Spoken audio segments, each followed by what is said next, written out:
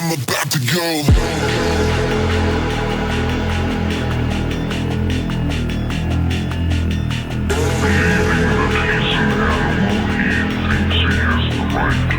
I'm about to go. Hard as a motherfucker, know who I am. I'm about to go. Hard as a motherfucker, know who I am. I'm about to go.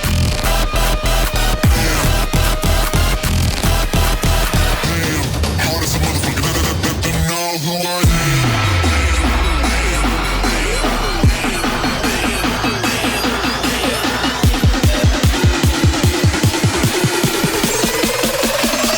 I'm about to go.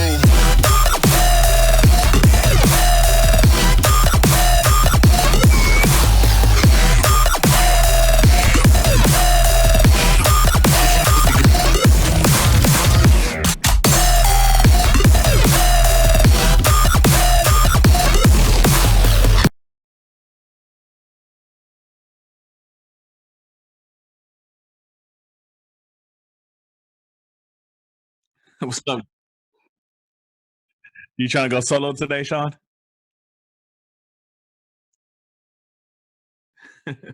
What's up, guys?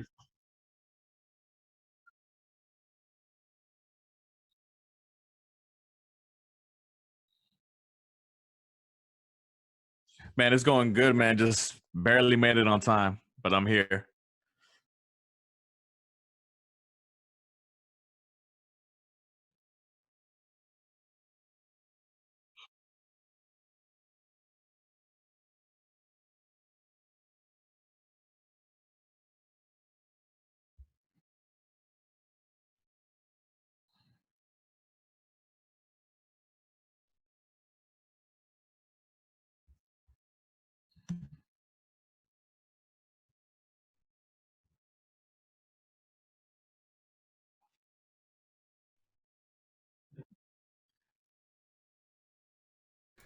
Hey everybody! I promise I'm actually here. I promise you guys should be able to hear me. That's pretty great. I'm saying some really great stuff. I really have. Somebody over there knows how to read lips.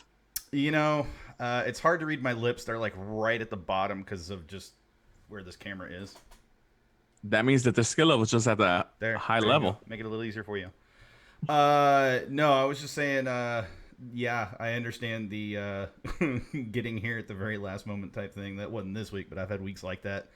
Not only that, but yeah, I did a little bit of work this week on graphics, as you guys have noticed. Mark and I have talked for about 2 months now about changing the logo, and I finally had time to sit down and do it, and may have drawn some inspiration from specific logos done by certain individuals that are part of a certain supporters group that shall remain nameless. But if you watch the intro video, you should be able to figure it out. But yeah, it was it was kind of fun playing around with the graphics, and I am quite pleased with how it came out. So thank you guys No. for the love on that as well. Yeah, man, it looks really dope, man. I mean, it's simple, but it pops. I It like does. it. It pops. And Sergio made a good call out. I had started with the transparent one, which I'm going to keep because it is good for stuff like this where I can fade it over the chat if I want or whatever. But the one with the black background for Discord and for Twitter definitely looks a lot better. It pops a little bit more, so it's easier to see. But yeah, I'm digging the whole neon light thing. It's kind of, I guess, my new current love of graphical design. We might have to do an actual neon to post in the back. I mean, you know, I'm halfway there Okay. with the webcam overlays that I got rolling right now that we've had for a while. There are neon ones out there. I mean, it wouldn't. It's not out of the realm of possibility. We'll see. We'll see. Step Yeah, by no, step. exactly. Bit like I said at the very top of the show, bit by bit, we'll get there. There's a lot more I want to do, and I showed a teaser of a different intro video that I've been working on that Mark saw last night or this morning, and he thought it was pretty good looking. He was pretty impressed with that one.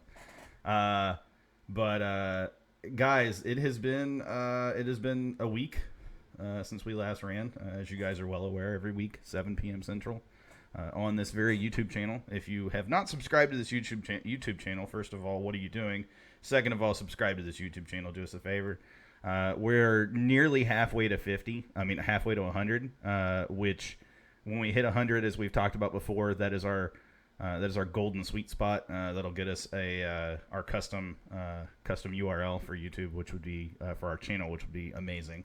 But appreciate all you guys that have subscribed so far. As a reminder, sometime this season, I haven't decided on the game yet, but I kind of have a few ideas in my head already. One home match. Whoever brings the most visitors to the home match and sits with them, proof required, of course, will win a jersey, a kit, and it will be the Dynamo kit. And I said it would be the new one, but I'll give the person, if they want, the option of the current primary kit or the current secondary kit, either or. You get options in this show. That's right. That's right. We give you your choice. We believe in fan choice here. We try to please the people. That's right. That's right. No matter what your choice is, we believe in giving you that choice, even if we completely disagree with it. No, I'm kidding. What else? This week we're going to talk about the Dynamo pretty in depth. We're going to get into some positional discussion, as well as talk about individual players this week. We're also going to talk Houston Dash kit reveal. Probably not spend a lot of time on that, but we are going to talk about that. There was also something else that dropped that I didn't put in the show notes, so I'm going to just throw this at you now, Mark, just so you can go Google it real quick. Today, the NWSL women's allocation players came out, were listed, and the Dash currently have 3. There's one team that has 1 team that has, I think, 2, a couple teams that have 4, and then 2, 3, maybe even 4 teams that have 5. So there's a pretty big discrepancy in the NWSL when it comes to allocated national team players. This seems like right up my level. I know exactly what you're talking about. Oh, yeah, absolutely. As you can see him furiously typing away. Now, you can't see his keyboard, but I can hear him typing away furiously on his keyboard right now. Yeah, our Canadians, as Jake said, Sophie Schmidt, Nichelle Prince, and Alyssa Chapman, which I'll be honest, those 3 are pretty amazing in and of themselves. But you look at the list, especially those teams that have 5 national team allocated players, and you're just kind of like, this is nuts. This is crazy. Now, in the in the defense of Orlando City Pride, you have to give them the benefit of the doubt because Alex Morgan is pregnant and she's going to miss the majority of the season, or at least a good chunk of the season because of that. We are going to talk about, Alex, we're going to talk about that RSL match and how that played out. Or, I'm going to talk about, I don't know if Mark got to watch it, but I'm going to talk, and I'll talk for a while about that match because there were some good takeaways from that match. It's better than giving him the D. Yeah, Jake, as Jake noted, some of the women's national team allocated players got pulled off the allocated list. There are a couple that are like borderline that should have been there, should have been on that list but aren't, and then there's a couple that are borderline really shouldn't be there but are. But Jake, we'll dive into that here in just a minute. I want to kind of finish up our run through real quick, and then after we talk about individual player positions, we'll talk about our current record right now in the preseason, which for those that don't know, I'm just going to throw this out at you. The Dynamo have yet to lose in the preseason. Now, it is preseason, and it's still technically early preseason, but they've played 2 MLS teams. They've won. They've not lost either match. They tied one and they drew and then won.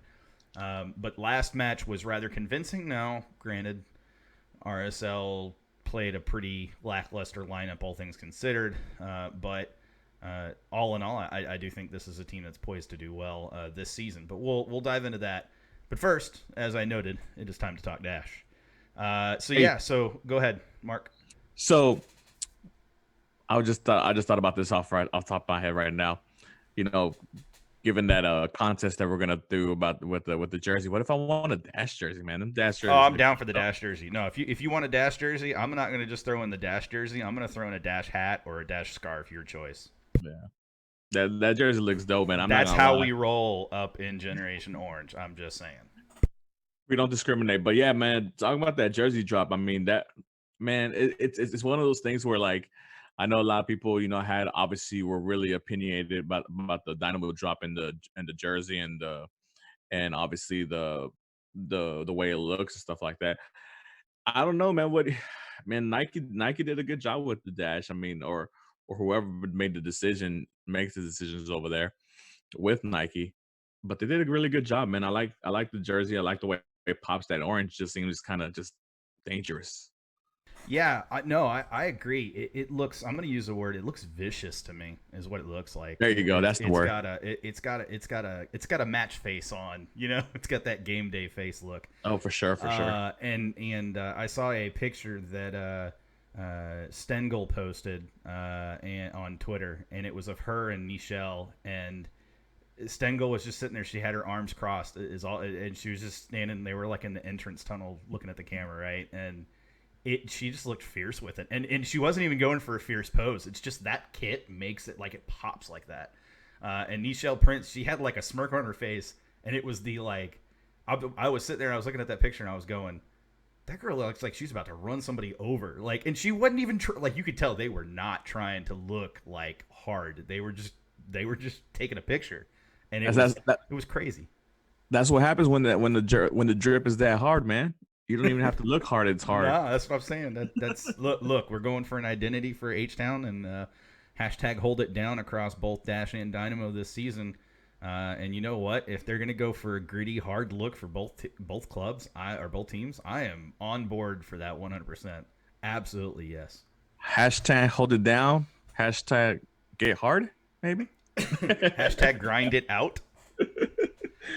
Yeah. I'm not gonna go any deeper into that than that, which is what she said. Pat says he's still working on Japan's computers. I need to stall. That's okay, man. Pat. You're good. You're good. You can watch this later. He's not in the chat, so it doesn't matter. He's not watching right now. But when you watch it back later, just remember these are always, and they go up on YouTube. They're always on YouTube after the fact. Usually not until the day later because YouTube takes the processing time. But it's always up on our channel, always available for you guys to see it. So never an issue. And also, don't forget to like, share, and subscribe. Yes, if you haven't already. Absolutely, yeah. If you're watching the stream, most of you have liked it because I could see the number of likes, and that was pretty nice. So thank you guys for that. But if you haven't subscribed, subscribe. And if you haven't shared the stream, do us a favor, share that stream out because you never know who's going to end up watching it. I will tell you guys, I know for a fact that there are Dynamo and Dash front office personnel that watch this show every week religiously now, and shout them out. It is a little bit. A little bit nerve-wracking to realize that, but then I turn around and I think the other way, and I'm like, you know what do I care? Like, I'm doing this for the fun of it, and you know, I know Mark feels the same way. We don't make any money off this for sure, so it's definitely for the fun of it. Oh, for sure, man. I mean, you know, maybe someday along the line, we'll see what happens. You know, you never know. Look, I ain't opposed to it, but I'm definitely not gonna give the satisfaction to those people out there who like to claim that we're paid for by the Dynamo or have some connection to the Dynamo where we're given some sort of perk. I can tell you for a fact there is no perks involved with this hobby. There is no perks along with this. I don't get no discounts. I don't get no free merch. Not even on concessions, man. Not even on like a drink or something. We get nothing. I can't get a free hot dog or nothing. If De La Hoya starts watching, that'll be pretty great. Look, all I'm gonna say is I'm not gonna walk around in pantyhose. That's his world to live in. I don't roll that way. Maybe if we start fighting each other. We are gonna have a show together at some point here in the very near future. The hope is next week, but you know, who knows? We may end up with more work-related delays that cause us not to be able to do it, but we'll keep you guys informed of that. I'll also tell you guys expect more graphic stuff. I'm getting into Photoshop, and that's always dangerous for me, so heads up on that. What else? So there will be no kiss. Maybe a makeup hug, but definitely no kiss. Or I mean, like the bro hug, you know, the whatever. Or a chest bump, maybe, or who knows. George is like, this has gotten completely off the rails. You're not wrong, and George, you're not wrong. So let's talk NWS allocated players list real quick, and this is by club. So I'm going to read off each club, and I'm going to read off the players that are on their allocated list. So first of all, Chicago Red Stars. They have 5 U.S. national team players, women's national team players. Now they have Morgan Bryan, Tierna Davidson. Now Tierna is Jake. Correct me if I'm wrong, but she is a draft pick that they picked up during the draft. And they also have Julie Ertz, Alyssa Naher, and Casey Short. Look, of that list, really honestly, Morgan Bryan, Julie Ertz, Alyssa Naher, they're obviously your three big name players.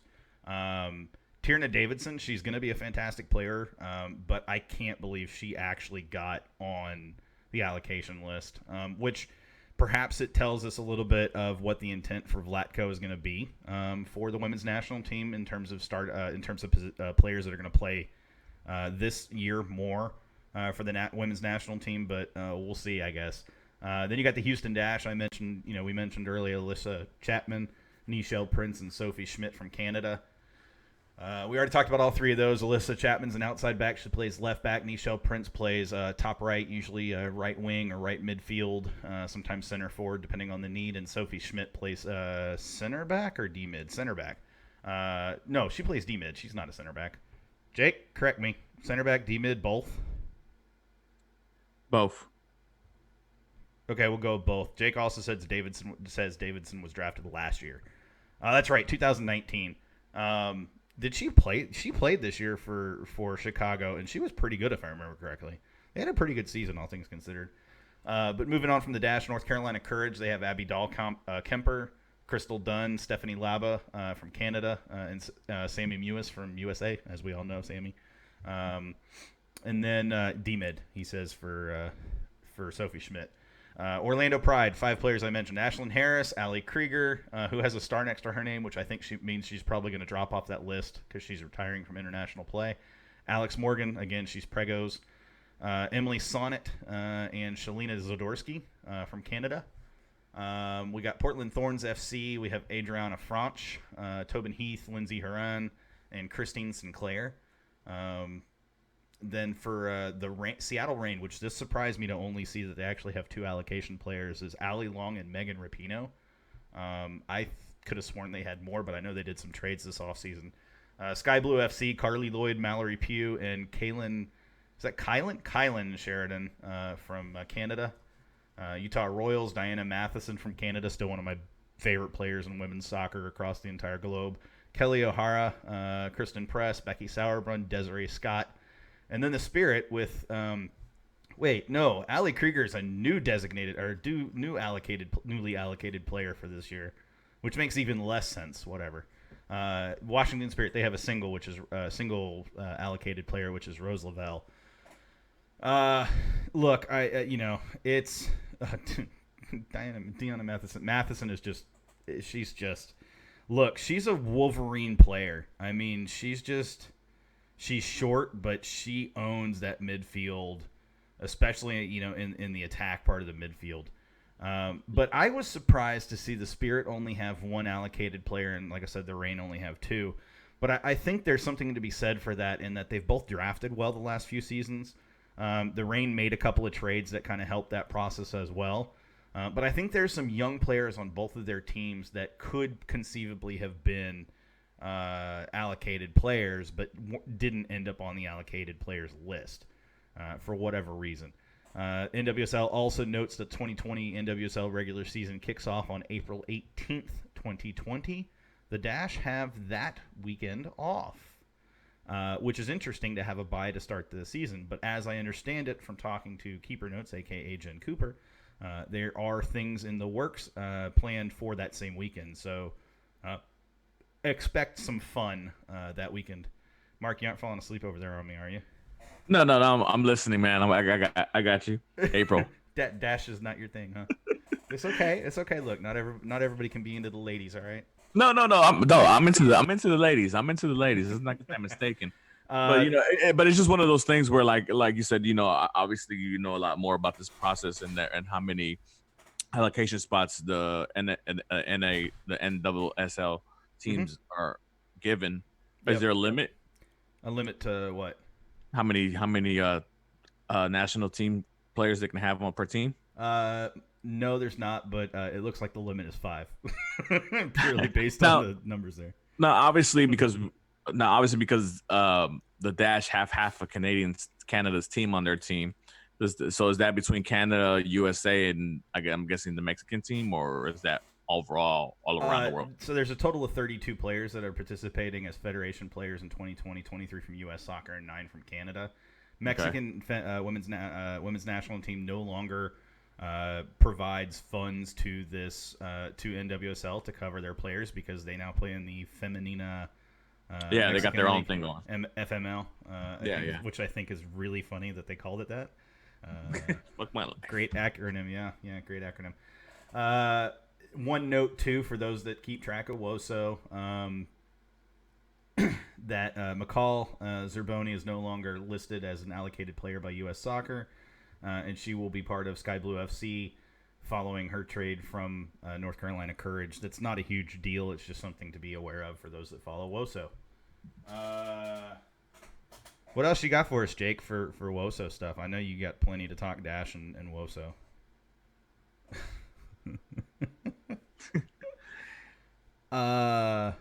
Oh man.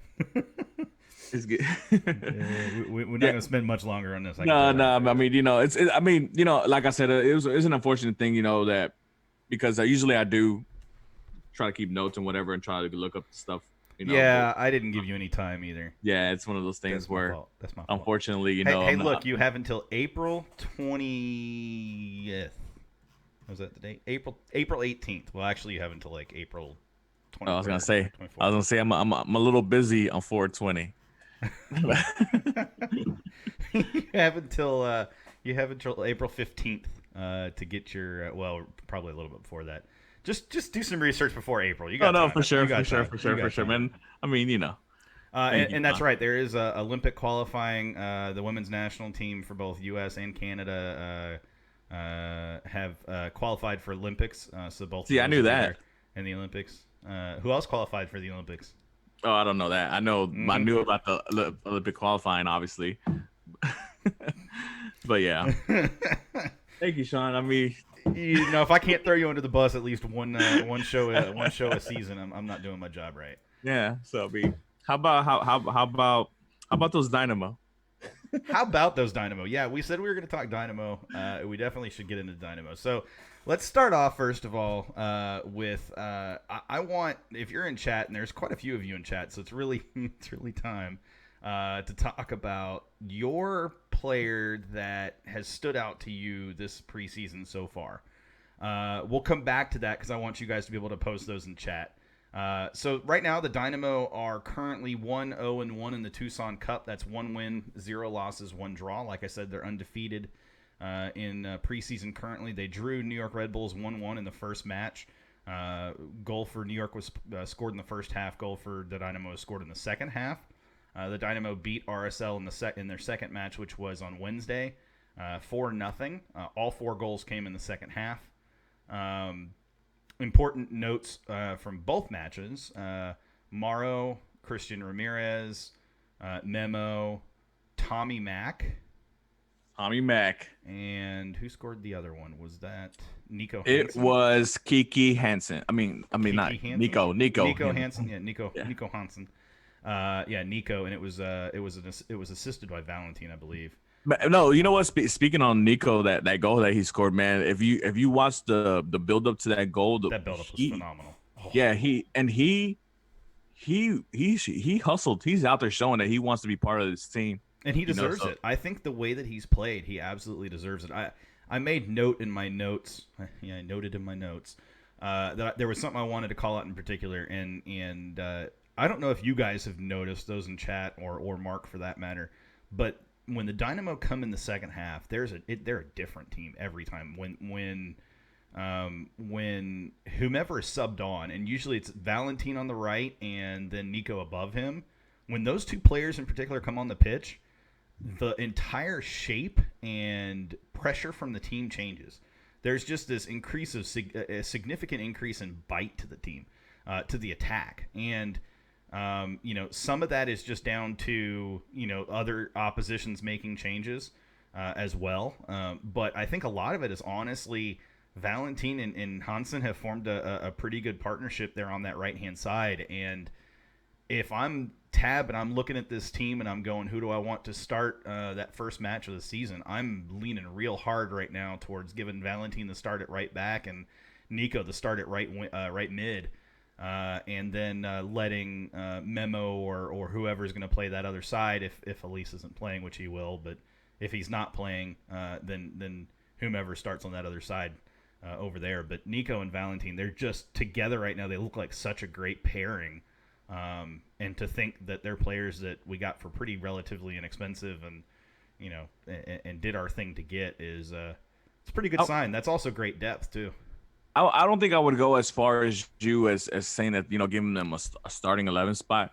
But I mean, but they sure do look good as far as like being one of my first subs off the bench. To get that spark in the last third of the game.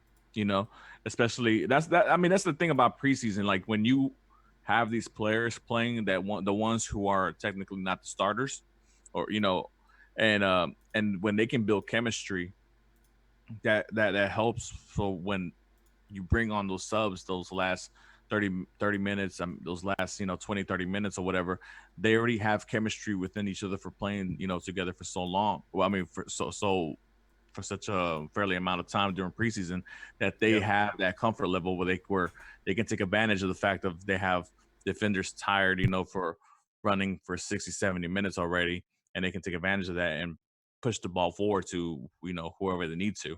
Especially if you have somebody like Cabrera, who's a defender, pushing it up to somewhere in the midfield with like Hansen, and then obviously whoever's up front, Mauro, Elise, or Ramirez can finish it off. That's wham bam, Absolutely. instant offense. Well, and here's the thing that's impressed me about the Dynamo so far this preseason is they've done this without Quintero and without Elise. For the majority of the preseason, Elise hasn't played at all, and Quintero has been out because he's nursing a quote-unquote, as I understand it, a quote-unquote muscle injury. Which is to say probably something like a hammy or something like that, which is just getting stretched out, and he'll be fine for the start of the season. But I'm, Elise is dealing with visa stuff and other things, prepping for the season. I have no concern over Elise being ready for the season at this point. But seeing these players, not only are they getting time together in the preseason, but seeing them gel this early on in the preseason or in the preseason itself is very. It's a very good sign. Normally in the preseason, like especially with teams like RSL and even with the Red Bulls, you see some players that just struggle to find their place. And I feel like with the Dynamo in particular, you're seeing a very different defensive effort, but B, you're seeing the team play a full 90 every match now. And that was definitely not the case last season. Now, do we see that in the regular season when we're, especially when we start to get into those really hot and humid summer months? I don't know if I can say that, but if we can start the season and play, 4 or 5, 6 weeks in, still playing a full 90, and by playing a full 90, I mean players absolutely, plugged in, completely focused for 90 minutes and not giving up any stupid mistakes or stupid last minute goals. This team is going to be tough to beat. Defensively right now, the way they're playing, they look very difficult to score on. It's pretty impressive, actually, because that's not been the case even in preseasons before. Again, it is preseason, so go ahead. So speaking about the defense, I mean, what do you think about Figueroa starting the 2 games and then swapping out with Manyor and Kiki? That was interesting to me, and I did note that as well. Manyor starting both Tucson Cup matches right now is intriguing to me. I am wondering if there's some thought that from Tab that perhaps Minor is in physical shape enough to start this season. And then you get the choice of starting him with Kiki or with Alejandro Fuenmayor or even with Kyle Adams. And I want to note Kyle Adams has looked really good at center back paired up with Victor Cabrera. The two of them looked pretty good. And Kyle Adams even played a little bit with Fuenmayor on Wednesday night and looked pretty solid, actually, paired up with him as well. So there's a little bit of an intriguing opportunity there at center back where we've got some players that are currently depth players that I think are starting to push hard, and they're making the choice tough on Tab. Yeah, I mean, I gotta agree too. I mean, I think it's one of those things where, like I said, prior shows, that my personal preference would be for Kiki and Alejandro to be the starting center backs. But obviously if it's taking a little bit for Alejandro to get accustomed to the style that they're trying to play, I can easily see Figueroa starting over him the first 2 or 3 weeks, whatever, giving him more time to get acclimated with the system and work the way he wants him, and I guess get that bond with Kiki as well. Because I mean, like I said, obviously, Figueroa and Kiki played together all last season, and they did pretty well given the circumstances.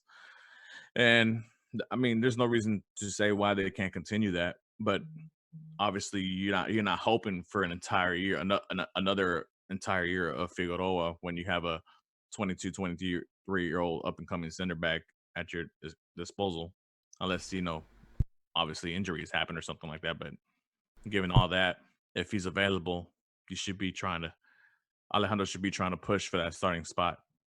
No, I absolutely 100% agree. I think it's Alejandro's spot to lose when we're talking majority of the season. I think we may see Minor start the season, and that may just come down to the fact that Minor may have come in and he may have been physically ready to rock. He may also be feeling that opportunity where, hey, I'm 38 years old now. I don't know how old he actually is, but he may be seeing this as an opportunity to claim that starting role from youngsters that maybe didn't come in quite as fit and ready to rock and things like that as well. And if he's ready to go, I've got no problem with starting him a few matches, and as he starts to wear out, then bringing in Alejandro Fuenmayor, Kyle Adams, even Victor Cabrera. Like I said, they've all looked great to me in preseason, and I have no complaints with any of them at this point, which is better than I could say for bulk of last year. No. Yeah, I mean, the thing about this is, and the reasons why we brought the players that we brought in. I mean, we're not talking about Zach Valentine and obviously Victor Cabrera and stuff like that, and obviously letting McHugh get in with the team, and obviously the Kyle Adams from RGV. The reason these players were brought in because they're trying to get competition in those positions, because obviously competition thrives and then makes everybody competing in those positions better. To be honest, I think the only one for sure who has a spot is Kiki. Maybe Lundy, but I think Lundy still has to fight for that spot. Obviously, the whole Figueroa Alejandro thing, and Cabrera can throw his name in there as well, because I mean he's a very suitable center back. I mean, he has MLS experience. I think he's 29, 30 years old, around that age, so he's in the prime of his career. And obviously the Bizama, we don't know what's going on with him, because he came in so fairly late last season, and obviously Valentine can play both outside back roles, and who knows? I mean, but regardless of how it goes, I'm hoping that all this competition and the fact that there's just so many people vying for those positions increases the level of quality for each and every one of those players, to the fact where when Tab does choose his starters, the backups are so ready to go. And if there's an injury or somebody needs some, a sub or whatever during the games or whatever, or for rotation purposes. Agreed, absolutely agreed. And like I said, that's the intriguing thing here too. Is Tab is building this out with a lot of the same players that Wilmer had. That and so it's not like it's a major change in terms of personnel on the back line, with the exception of Valentin and Cabrera, of course. But it's still, your starters look to be the same players that started the end of last season. You're probably, honestly, your starting back line is probably Lundqvist, probably Minor Figueroa, probably Kiki Struna, probably Bisama. But like I said, looking at preseason, if I'm Tab, I'm definitely considering starting Valentin as right back, and that's just to kind of push Bisama to take it up another notch, to push it to that next level, and see if he can mentally handle that pressure from another player in the same position. So what do you think about the formation that you just said? I mean, because obviously Wilmer's 4-3-3 was more attacking, with two defensive mids, whatever, and then obviously the four up top running up to score the goals. And from what I saw yesterday, I mean, Tab's formation was more of a 4-1-2-3, so where he has the defensive midfield kind of playing that, I want to say, like that middle center back, like having three center backs in the back, and obviously him pushing up whenever he can. So I've said for a while that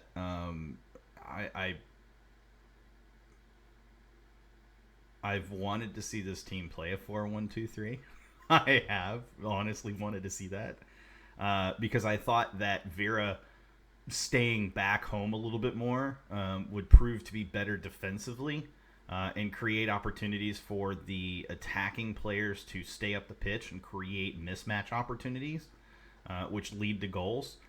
You see that especially in that goal that Nico scored, where just in the team pressuring higher up the pitch, but doing so in a way where Vera was still staying back, it just opened up passing opportunities and passing lanes.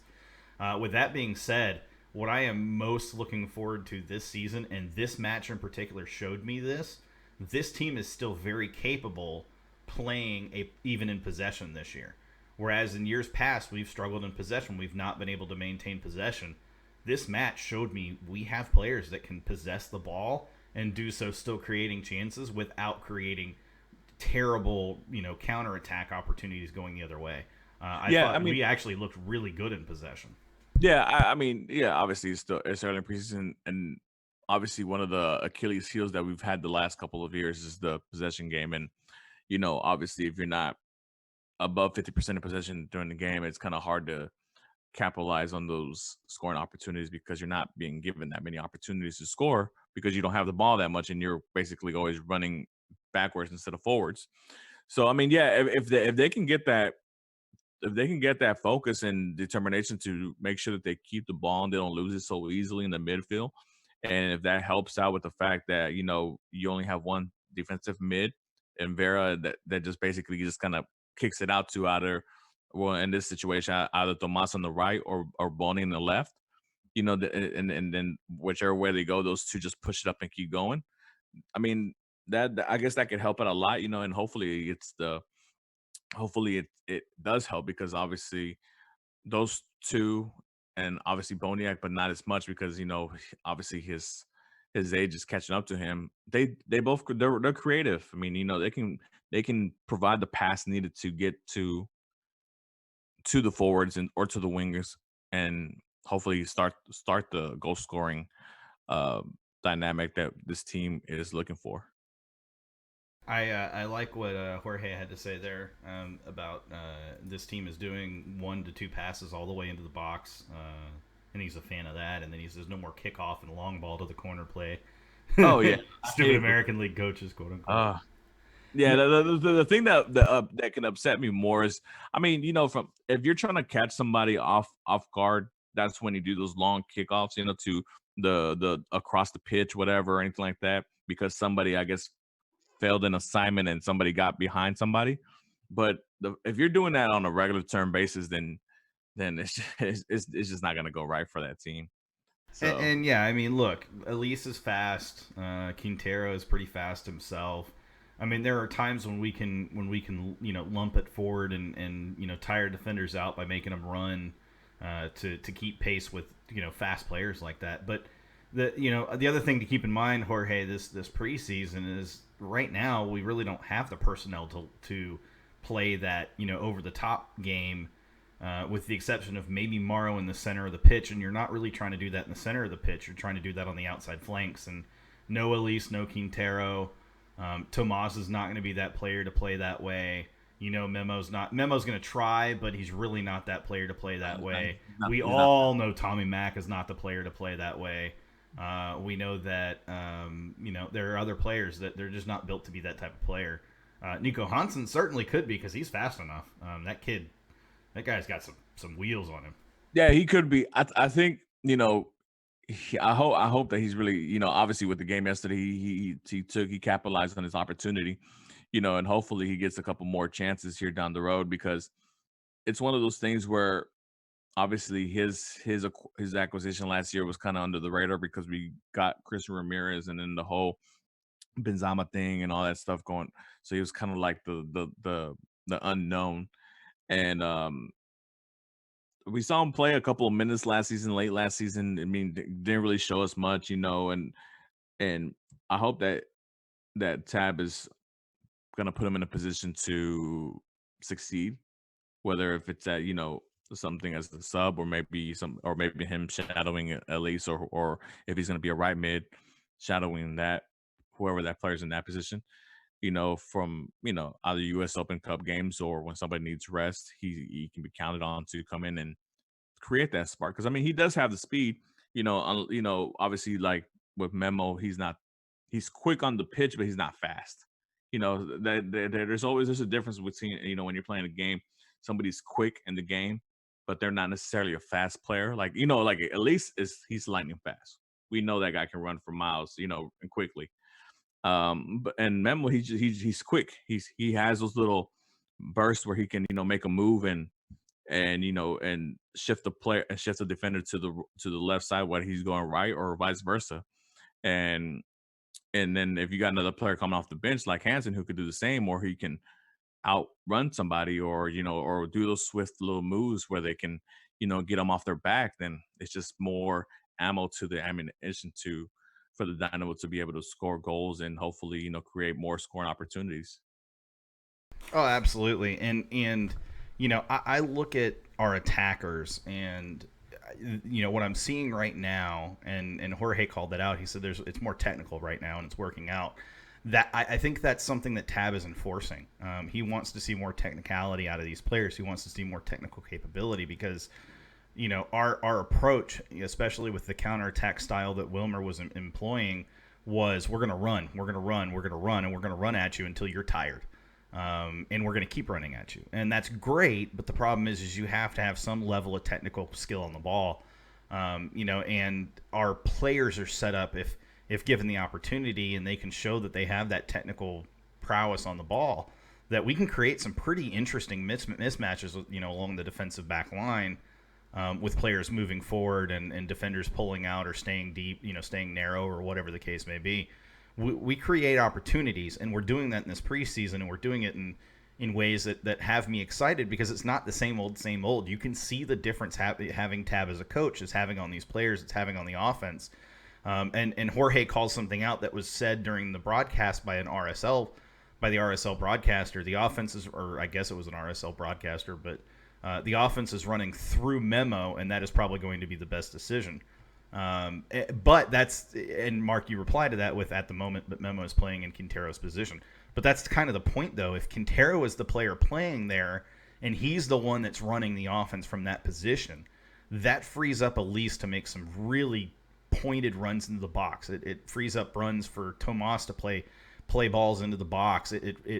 It's going to create opportunities for Morrow. It's going to create opportunities for Ramirez. It's going to create opportunities for Elise. It's going to create opportunities for Memo when he starts or plays. It's going to create opportunities for Tommy Mack when he's on the pitch. It's going to create opportunities for Nico Hansen. The fact is, whoever's playing that role of playmaker on that one side, it just opens up the pitch so much more. I think I do see Memo on the bench because I think Quintero is going to start at that left wing slot, or right wing slot, just to start the season. I don't think it's going to stay that way the whole season, but I do think he starts there. I think you have to put Quintero out there on the right for right now. You don't think you put Quintero on the right. Okay, I need to know why.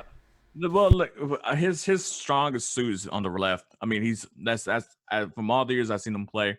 Sorry, I meant left. I said right. I meant left because Elise can play on the right side. Sorry, I flipped it in my head. But you're right. But regardless, because I mean, I think George was talking about playing him in the position where he would be playing behind Elise on the as a right midfielder, as with Elise being the right winger. But I mean, you just can't put him behind. You can't put him on the right hand side because it's not his strongest suit. And this is supposed to be your biggest signing of the season, so you got to put him in the position that he's most comfortable in, where he's gonna go attack and make them and bring the most production, which is on the left.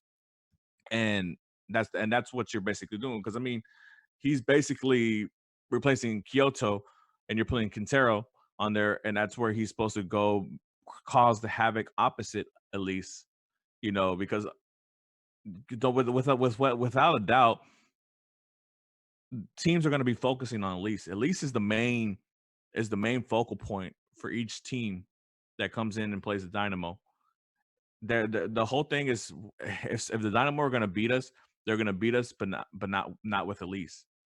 And now that you have another player who's on par, I guess, quality wise as Elise, or maybe just a little below par with Elise, you can hopefully take a little bit of that burn off of him. So where they've got to now strategize on two players, you know, because I mean, you see, especially like the last couple of games last season when Elise is on, he caused so much havoc because he can assist the ball. He can, like I said, he has the quickness to outrun defenders, and you want the same thing from the left flank, and that's why you bring in a player like Quintero, even though he's a little bit older than what you would like, but he has a skill and he has the IQ to be able to dominate from that side, especially if he's the second focal point behind Elise, and they're not focusing as much as him, so they're putting the quote unquote maybe the weaker defenders on him, or not paying as much attention to him until obviously he can show and prove that he still has the capabilities to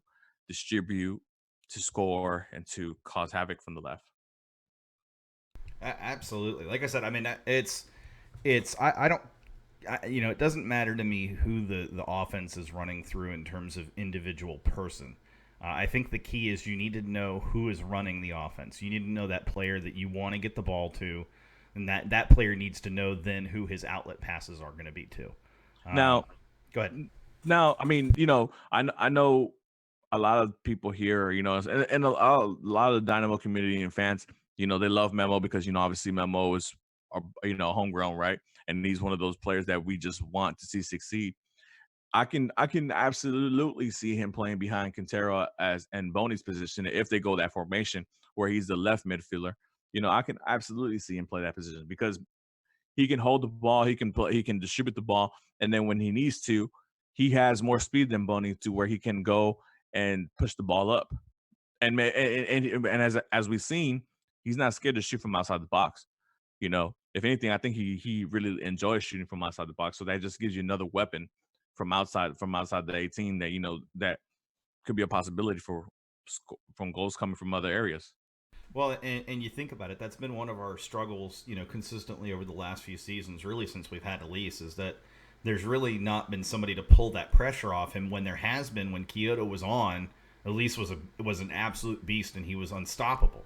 When Kyoto was no longer part of the plan, and it was just kind of a rotation of Memo or Tommy Mack out there, it just wasn't the same. And teams were able to key and double and push. You literally saw defenders. You saw the inside center back on Elise's side and the outside back both converging on Elise as quickly as possible, and even the D mid coming over and helping. And that sometimes freed up Tomas Martinez because he was playing centrally, but it just created this, and we just had nothing coming from the other side to really counter it. Yeah, I mean, and this is no offense to Memo because, like I said, I love the guy's game. He's obviously homegrown and he plays out there with his heart on his sleeve. But if you're telling me from last season, if I can have peak Kyoto or peak Memo at that time, I'm taking Kyoto over Memo all the time. I mean, it just talent wise, the guy has more skill, and that's why when he was on, Elise was able to do what he was able to do. That's when you see prime Elise, being able to do as much as he could because there was a lot of pressure freed up off of him because you had a player of that caliber or on par with Elise on the other side, and because honestly, when Memo played the left and Elise was on the right, people they still doubled Elise. They didn't care. They look. It's one of those things. Like, look, if Memo Rodriguez is going to beat us, then okay, then the kid had a hell of a day. It's like the Rockets. Hey, we're gonna guard the shit out of James Harden, but if PJ Tucker beats us tonight, then shit, tip my cap off to PJ Tucker. It's one of those things where once you have players, you have multiple top players at top quality levels. It eases the burden, and it gives those top players more flexibility to be able to create and to do what they do best. No, I 100% agreed, and I know that's a lot. That's us agreeing on a lot of things, but to be fair, I'm a pretty smart guy. I'll let you believe what you will. Something else related to the preseason that I've noticed that it has me intrigued is I don't see a lot of drop off when Morrow is off the pitch and Ramirez is brought on. When those two have swapped and Morrow's been subbed off for Ramirez, I don't feel like the team has reduced its quality of play. Now, some of that is because the players coming on the pitch, along with Christian, have been players that have helped elevate the level of play. But it's impressive to me that when Ramirez comes on the pitch consistently, it seems like the team is starting to play better. Now, that's not a knock on Morrow at all. That's just to say that Morrow is playing usually against the tougher defenders, and Christian is getting the benefit of usually the subs coming in or whatever at defender and getting an opportunity to play against some USL guys and just banging them, banging on them. That shouldn't be a knock on Morrow. If anything, that should be a praise to the formation, because you're actually allowing Mauro to play the 9th spot, and then whoever comes in behind him can play the 9th spot without having to come out wide and defend, or have to go out here and do whatever over here, or come get the ball, or have to get the ball 20 yards out away from goal. They're actually being able to play the 9th spot the way it's supposed to be played and be a natural 9. So whoever goes into that position, and like I said, there's no knock against Mauro or Ramirez, whoever you throw in there, when they know that all they have to do is just ball hawk, and just wait for those possessions, for those balls to come in and be able and get that service, it makes it a whole lot easier for number 9 to be a goal scorer and to do what they're supposed to do. I agree, definitely. A player that I asked this question. I didn't actually see any responses in chat, but I asked the question: who's a player that stood out to you this preseason that has kind of not been a player you expected to stand out to you? Well, I mean, obviously, the Nico thing yesterday was great to see. I didn't see too much of the Red Bull game, so I can't really. I saw the highlight of the goal, of Memo's goal and stuff, and it was a really good goal as well, And obviously, I saw a little bit of the highlights when they went down to RGV and played UT RGV as well. But I mean, I guess up to this point, it would have to be Nico. Just because he's one of those unknowns that we, obviously I want somebody like Pena to do good. And I think you mentioned Nico, one of the previous podcast shows. And yeah, I mean, it's one of those players that I think they have a lot to gain. There's a lot of opportunity here with Tab. And I think that they know that, and they see that there is actually a chance to be a part of the team, because it's one of those things where they bring you in just to have bodies, But when you actually can see as a player that you have an opportunity to be in the to be in the 18 for game day, or maybe even make the starting 11 for match day, it becomes a motivation for that player to give it that extra 10%, give you that extra 110% to see if they can possibly make that transition over to the 18 for game day or the starting 11 for match day, So we'll see. Yeah, oh, absolutely. The interesting thing to me, and we already talked about this, but I want to go back to this because I think there's something to be said about this. We discussed how there's a bit of a change away from, and Jorge kind of brought it up, and I want to dive into it a little more, what that may mean. But, he mentioned the change from kind of just lumping the ball forward and having players run onto the ball and hope to get past the defenders. I think this is important because this is how you enable your players to be able to play a full 90 minutes, be able to have that mental focus. Because now, instead of Elise running at defenders for 60 minutes of a match and then the last 30 minutes he's just completely dead and not able to do much of anything offensively, now you're letting him selectively choose when he makes those hard runs behind the defense and hard runs at the defenders. You're enabling him to pace himself a little bit better, so that as 90 minutes rolls around, he's still able to cover even defensively if he has to, because he still has energy to do it. I think that was one of the struggles that, unfortunately, having young players and having a coach that was all about the counterattack and run as hard as you can for a full 90 minutes, is that you have players that just tire out, especially in this heat and humidity. And I mentioned I want to see this team go more than 90 for most of the games this season. I think we're poised to do that with this style of play, with this style of offensive attack, with this style of defending, how we're defending. I just think we're poised to be able to actually play a full 90 minutes and not be completely tired out. Sergio said, "Oh, go ahead." I was gonna say I saw in the chat right now. Sergio mentioned American. I was about to ask you what's your what's your thoughts on Marco Merrick as far? I only saw him in the RSL match. I didn't get to watch the New York Red Bulls match, or at least not the first 2/3 of that match. So I can't really say much really in regards to that. But he had a save in the second match to me that was a phenomenal save. He tipped the ball over the bar, and not enough can be said about that. It may be a small play. It may seem like a small play, but those types of plays are what defenders, your center backs and your outside backs, that's what they build on for confidence in terms of confidence in a goalkeeper. Is those types of saves, those types of athleticism, those types of and I've noticed he is very vocal. He commands his box very well. He's still young. He's still got things to learn. That's what Paul Rogers is here to do, is to teach him.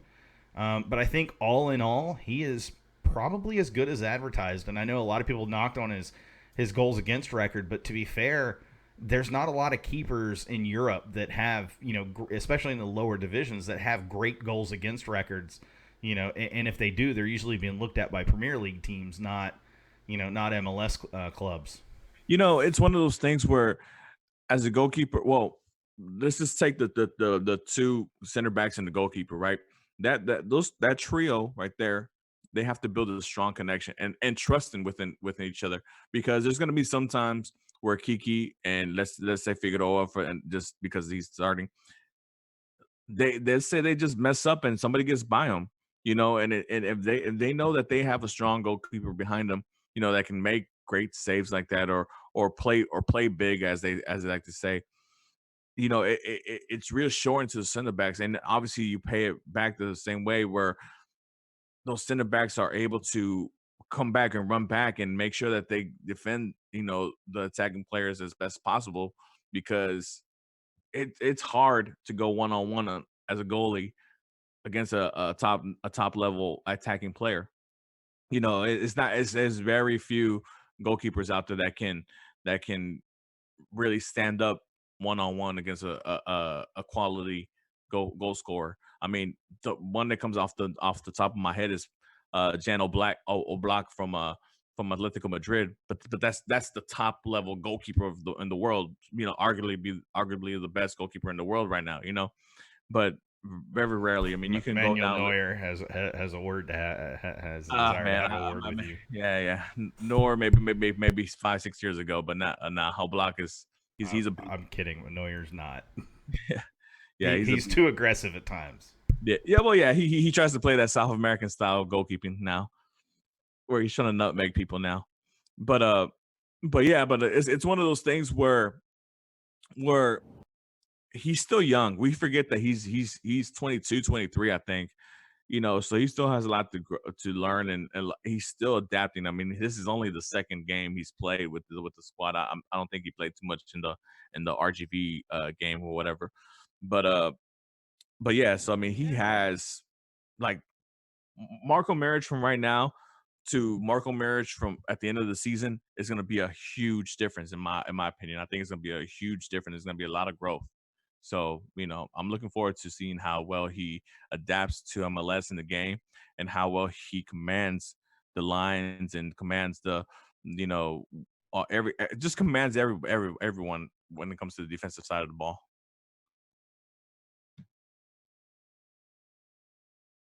No, agreed. The Dynamo just posted a video on Twitter, and I would watch it, but only audio will come through right now, and it'll come through on the stream. So I'm gonna hold off. I'm gonna hold off for an hour. It's gonna be tough. Does Maric make All-Star? Jorge, that's not a question. This is MLS, and the All-Star game is about as unbiased as a Seattle hipster.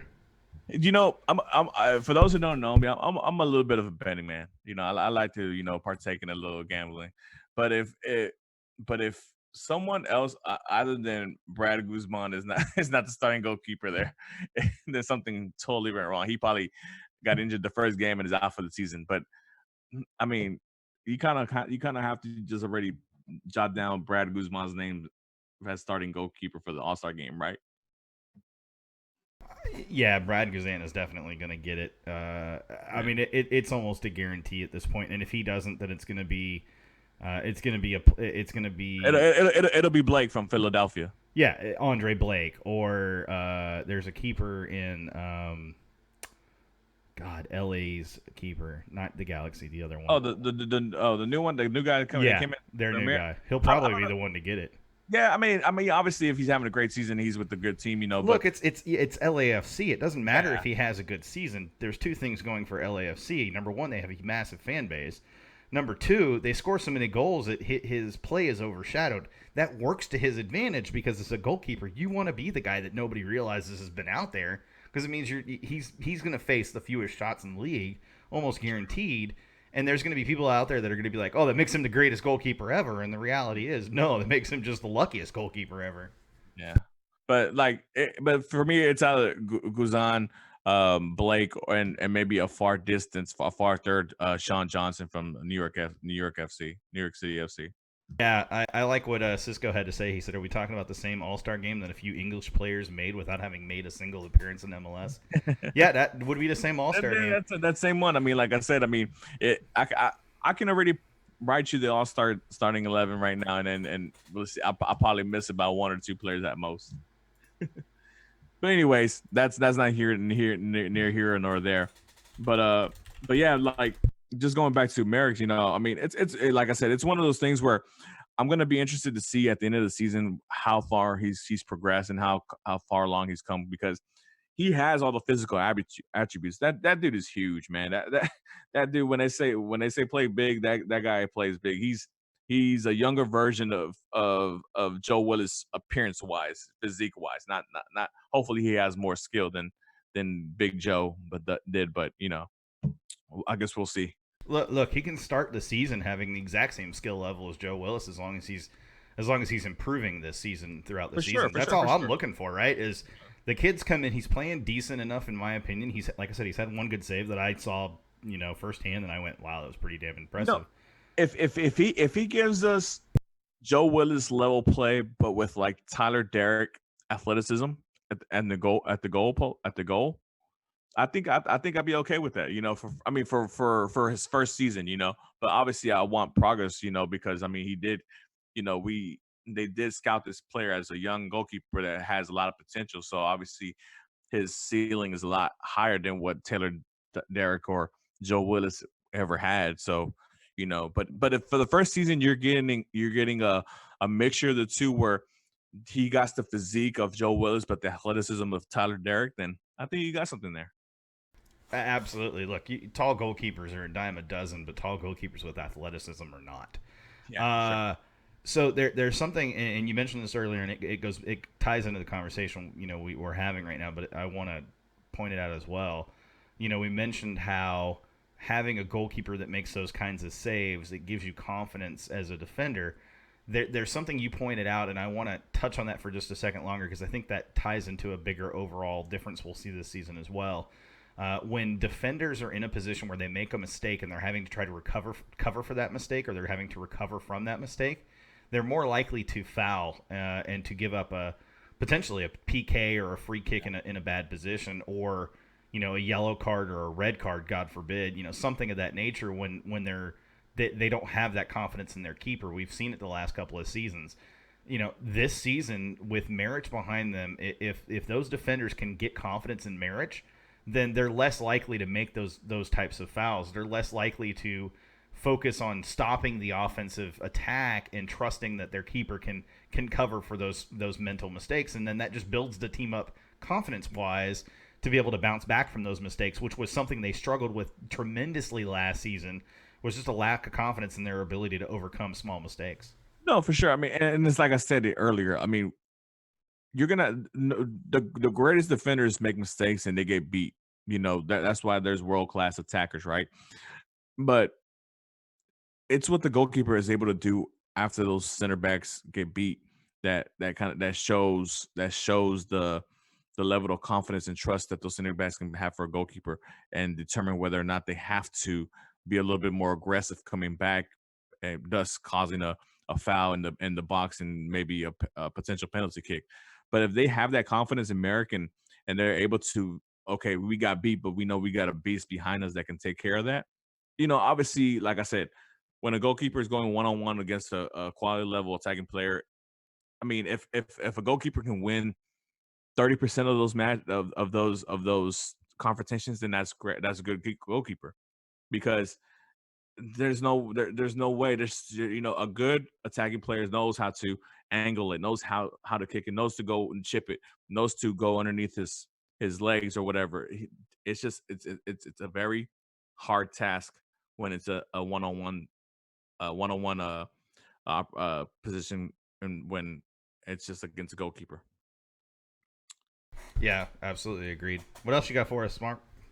No, I mean, for aside from that, who else do you think is out there, doing good on the preseason? I mean, I like the way Memo's looking. I mean, obviously, and Mauro looks. I think Mauro's going to come out and have a really good season, like a career best season, better than 19 goals scored. What he did. I mean, if he stays the whole season with the Dynamo, obviously, but I mean, I think Mauro can be. Dare I say a 25 goal scorer for MLS this season? Potentially. Well, yeah, potentially. But what I mean, do you think? I mean, if I had to put the over under 25 goals for Model, I mean, I'm taking the under, obviously because he hasn't done it yet, right? But I mean, but if he's primed to ever do it, you don't think this is the team with the talent that he has around him to where he's going to be able to do it? So that's really the question, right? Does he have the right players around him? Does he have the right system to enable him to do that? I think the answer is yes, because he's going to have Quintero feeding him consistently. He's going to have Memo or Tommy Mack or Tomas or Boney or whoever else is playing, whether it's wide or kind of midfield in the center midfield. He's going to have players around him that are going to give him opportunities at goal consistently. And there's no doubt in my mind that he is more than capable of scoring 19 plus goals this season. It's for him, considering how he's played the last few seasons. I don't think 19 plus is even remotely out of the question. Now 25 plus, I mean, you're getting into territory that, that's best in the league. But, top at least top 5 in the league. Yes, he's a top 5 striker in the league, but I also think we have to remember that Christian Ramirez is going to push him and going to get 15, 20 minutes per match almost consistently. And that means Mauro's going to get, 60 to 70 minutes per match. That's a different story. And there's going to be some matches where, he's going to struggle. I mean, it just happens with strikers. I totally agree. But I mean, if you see how the MLS, especially with the scoring, has gone, I mean, and obviously you put that with the level of players that have come into MLS the last couple of years, and obviously the high quality of players that have come in at that position. I mean, obviously, we've seen, Vela, Zlatan, Joseph, the top 3 guys, go over 25 quite easily, if I say so myself, because before, when the goal scoring record was 27, it seemed like it was miles away. Nobody can ever get to that, just maybe a player here or two that was able to sniff somewhere around that. But I think with the style that Tad wants to play, and the players around him, especially with Quintero and Elise, hopefully, and a healthy Elise, hopefully not tired, fatigued Elise from all the international duties and all the other stuff going around. I think it's possible, but like I said, if I'm putting money on it, I'm going with the under. But but I wouldn't be surprised if he sniffs around 25.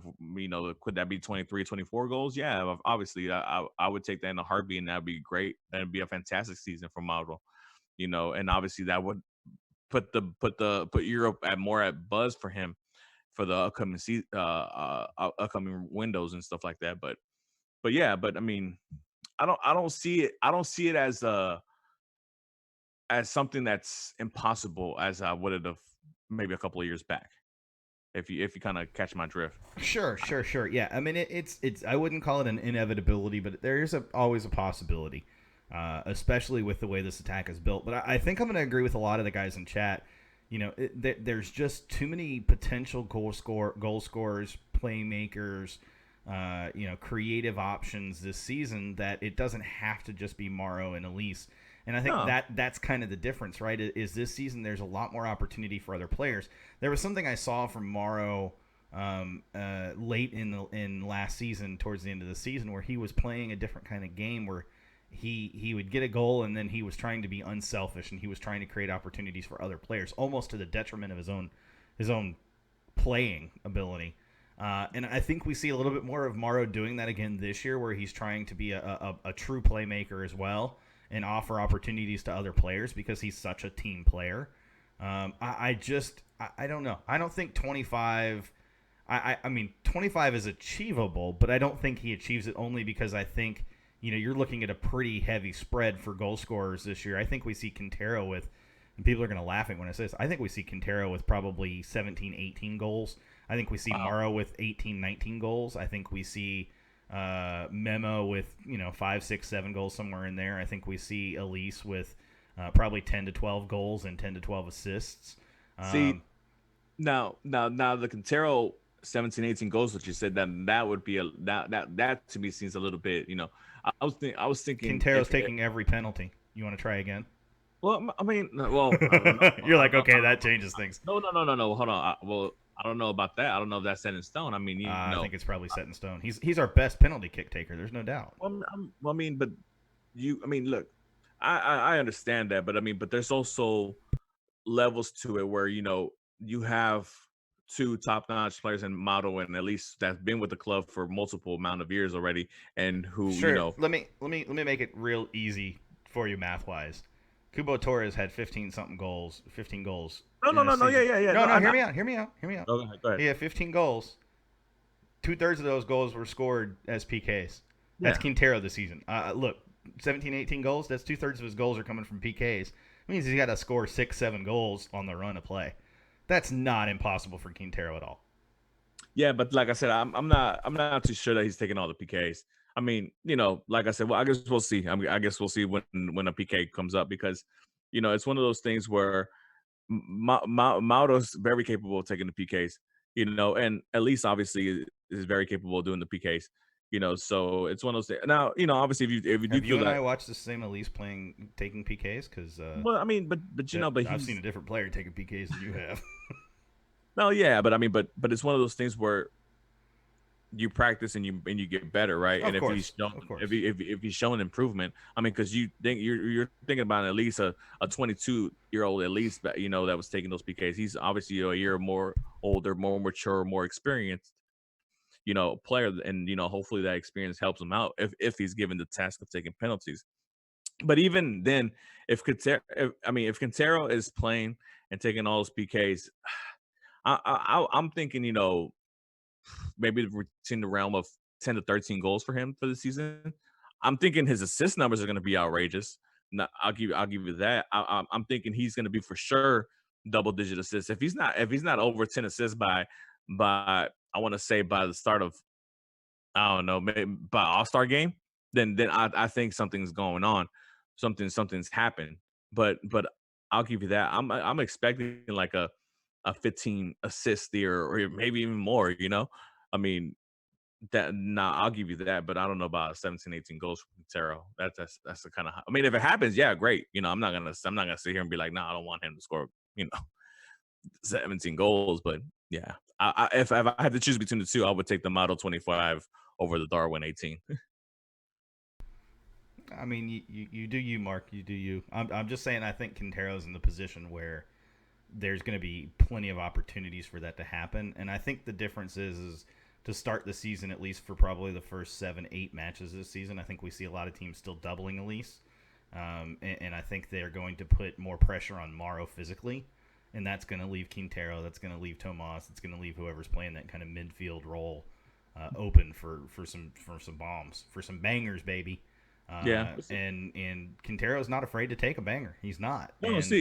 In preseason, we already saw it in preseason against, I guess that was HBU or R2. It wasn't RGV. It had to be HBU. Yeah, see, and that's where the interesting thing comes by, where if you do play Memo behind him as a left midfielder and Boney's spot where he played in yesterday, I mean, you have two players on the left who aren't scared to shoot outside the box, which gives you a whole different dynamic, when you're up there, trying to score goals because, instead of the thing about Wilmer's 4-3-3 is that you push the ball so high up and you just it's literally you're scoring your goals from 1 or 2 feet away from yards away from the goal. You go in so deep, and it's like, dude, you can shoot outside the box too to score goals. That's a possibility. You can do that. That's an option, And I think if Memo does start, obviously he has the better shooting range than Boniak at this level in his career, and I think that would give the Dynamo a whole different dynamic from the left side as well because, like I said, you would have shooters who want to shoot from outside the 20, outside the box. Yeah, no doubt. And look, if Quintero scores, 7, 8, 10 goals, whatever, I'm content regardless. I just having him out there adds a different element, a different capability on the pitch, I guess, and it adds leadership. I mean, I know a lot of people have knocked him for not really being that team leader in Minnesota. He was kind of thrust into that role. I think here he's kind of understanding that's what he's getting into, and he's in a position where he actually can be the leader because he is a player that is respected by a lot of the players that are already here. So it's going to be it's going to be an interesting season, to say the least. Now there is one player that we haven't talked about yet, that I'm kind of surprised we haven't, but on the flip side I'm not. Is Marcelo Palomino. Now there's one thing that I saw from Marcelo Palomino, that has me extremely excited. That kid can set a set piece like nothing else, man. I haven't seen that quality in set piece delivery since Brad Davis, and I certainly could use some set piece delivery in my life because set pieces have been a absolute thorn in our side. We get the set piece and I sit down because I'm like, there's no way in hell we're scoring this goal. Yeah. And even when we had Raul Rodriguez or Papa Senderos, couldn't think of his name, Senderos, we still weren't scoring consistently from him. And we still aren't.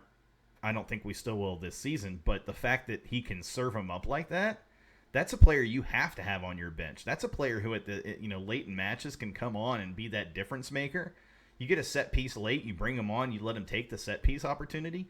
You're not expecting him to score the goal, but you're expecting him to give an opportunity to your center backs or an opportunity to your forward or whomever to bang that ball into the goal and win a match for you late or bring a match to level that you were losing for the entire match. To me, he's got to be one of your super subs. And now we're talking about if he's a super sub and you've already relegated, Tommy Mack to the bench, you've already relegated, other players to the bench. I mean, Nico Hansen, if he doesn't start, he's going to be on the bench. If Valentin doesn't start, he's going to be on the bench. If Cabrera doesn't start, he's likely to be on the bench. There's a lot of depth, out there right now, and there's not going to be a lot of positions on that bench for Palomino to fit in. Well, that's all the problems that all the best teams in every league have. You have a quantity of amount, surplus to requirement is what they call it, So like it's one of those things where if you do have a lot of quality players, that it's gonna be common that a lot of them don't make the game day 18, and fortunately for Palomino, I think it's one of those things where he'll get his opportunities. I'm sure if he'll get his opportunities. I don't know if he'll get them right off the bat because there's other players that I think Ramos wants to get a look at, like obviously like a Nico, and other players. But I think for sure, if Palomino keeps showing up and keeps doing his thing, that he's gonna get his opportunity. The thing is the kid is 18 years old. So it's one of those things where um as much as I want to see him out there in the starting 11 just distributing and making things happen and all that, and in all realistic senses, you got to give the kid some time, to get adjusted to the environment and to the league and all that stuff, and it's gonna take some time, but that's why you have other players around that can play the same position that have played, and you mentioned Nico, but think of other players. You know, you got Seren, you have uh, Boniak. Obviously, in the back we have a logjam of players with Lundy, you know, and Cabrera and Valentine and McHugh. I mean, maybe that kid makes a jump, you know.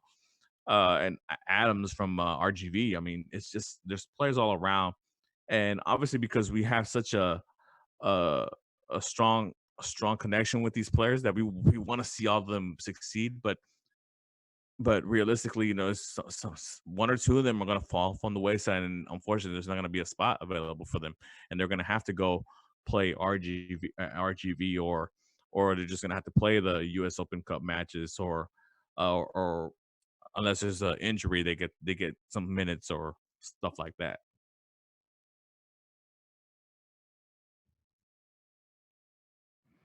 Sean, Sorry, I'm trying to type a tweet and I keep failing because I'm typoing so bad. it's all good. That's No, one of the drawbacks of trying to do this while I'm co-hosting. yeah, no, I got you. But yeah, but it is what it is. I mean, and you can look at any club in the world. I mean, if you have you want to have tons of quality players. I mean, and that's just a fact. I mean, you want to have tons of quality players, but there's only so many minutes that you can give around that you can give to uh players, subs. Because I mean, we're labeling everybody super subs, and it's like not everybody's gonna be the super sub. You know, there's a super sub is like that guy that you know is gonna be coming off the bench because he's gonna make an impact on the game. You know, so like for example, like so Memo could be that player for us because we know that he's kind of in that purgatory of whether he's going to be a starting 11 player or he's going to be the first player off the bench. You know, he's in that level where yeah, he has the potential to be the super sub because he can start, but obviously if he comes off the bench, he'll dominate that position as well. But you know, we also have other players where we don't know yet. We don't know what they bring to the table. Yeah, they look good right now, but a lot of people look good in preseason. A lot of people, you know, preseason is preseason for a reason. You're not players are not gonna give 100% like that. You know, I mean, they're not gonna, especially established players. They're not gonna go out there and try to overdo or overset their boundaries because I mean they don't want to pull hammies. They don't want to cause themselves an injury where they're gonna miss the start of the season. So I mean, there's a lot of back and forth about whether or not the certain players are ready. But I guess, like I said, that's why the coaches get paid the big bucks to make those decisions. So we'll see which way Tab leans to, and we'll see if Palomino's on the start on the 18th for February 29th. And if he's not, I don't put too much into it. It wouldn't surprise me if he is or if he isn't. Because like I said, I'm sure there's a plan for him in his growth with the Dynamo. So him being on the 18th would be nice, but if he's not, it's okay. So in the same season in 2018, that Darwin scored 11 goals and 15 assists. By the way, with only one PK. Just nudging you with those numbers. Well, yeah, but he was the second striker. But Minnesota United. Sure, and Christian scored 14 goals and had 3 assists. Yeah. So, I mean, in 27 games. 27 games. My point is, those numbers are not absurd to believe that Quintero could get there. I appreciated Cisco pulling those numbers because Cisco's our stat man. Look, we got 36 minutes left of the show, roughly, give or take a minute or two. We have beat the attacking group, I think, to death. Put that horse in the ground. Everybody knows our attack is going to be amazing this year. Everybody knows we have one of the best attacks in the league, and that's impressive considering the attacking talent in the league. And there's not a doubt that we have one of the better attacking cores in the league. And if you ask analysts and pundits, they will agree with you. And what's impressive about that is we've done it without signing high-profile DPs. Mauro Manotas is not even a DP this year. He's probably likely a TAM player. And Kiki, Tomas and Kiki, I think, are our 2 DPs this year. Quintero's not either. So that basically means everybody in our attack except Tomas is not a DP. and Tomas, for most people's consideration, is probably going to be one of the weakest links in the attack, and that just says a lot about how well this team is constructed with how little they're paying. That's not to say that the talent isn't there. Clearly, if pundits and analysts consider this to be one of the best attacks in the league, you've spent money well. You spent money wisely. And I think that tends to get missed is you don't have to spend a lot of money if you're wise and intelligent with how you spend that money. So there was something I wanted to point out, and the reason I'm bringing up DPs is because this popped across the timeline, and I felt like it was worth sharing because it made me chuckle because it's Matthew Doyle, and I can't stand him, but for once he actually made a good point. He said neither Matrita, and this is in reference to New York City, who are playing. I couldn't tell you the name of the team they're playing right now, but it's in Scotia Bank CONCACAF Champions League play. Neither Matrita nor Medina have looked like DP caliber players at any point tonight, or for the majority of their respective MLS careers, if we're being honest. So, look, this is the important thing to remember about DPs, is there are teams that are swinging on DPs, and they are whiffing. We talk about, Cubo Torres, and he was our primary DP, and really, when we brought in Beasley, he was being paid like a DP, even if he wasn't actually a DP. We haven't swung and missed on our DPs. Morrow last season, at the end of the season, was essentially a DP. He was being paid like a DP. Kiki Struna is a DP. We haven't swung and missed on Kiki Struna whatsoever. Tomas is a DP, and he has the talent and the play capability to be a DP. The one knock I have on him at times is he can be a little slow in his decision making and a little slow in his distribution. But if Tab can work with him on that in this offseason, and I from what I have seen, he's helped him in preseason, then that kid is going to be amazing. He's going to be worth a DP slot. You don't find attacking midfielders at his age from Argentina that are good enough. Good enough to earn a DP slot and not be paid $10-12 million.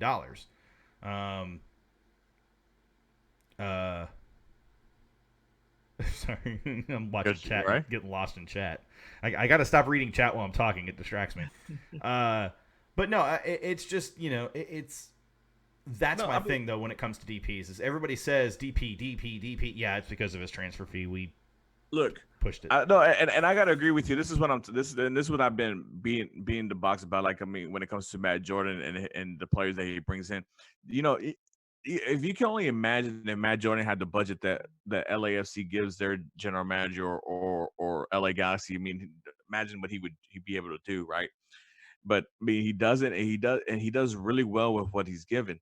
He's brought talent in, and the DPs, like I said, is one of those things where, aside from Kubo, which like we said previously, last I think last week's show's conversation, the deal with Kubo and all his baggage when he came in or whatever.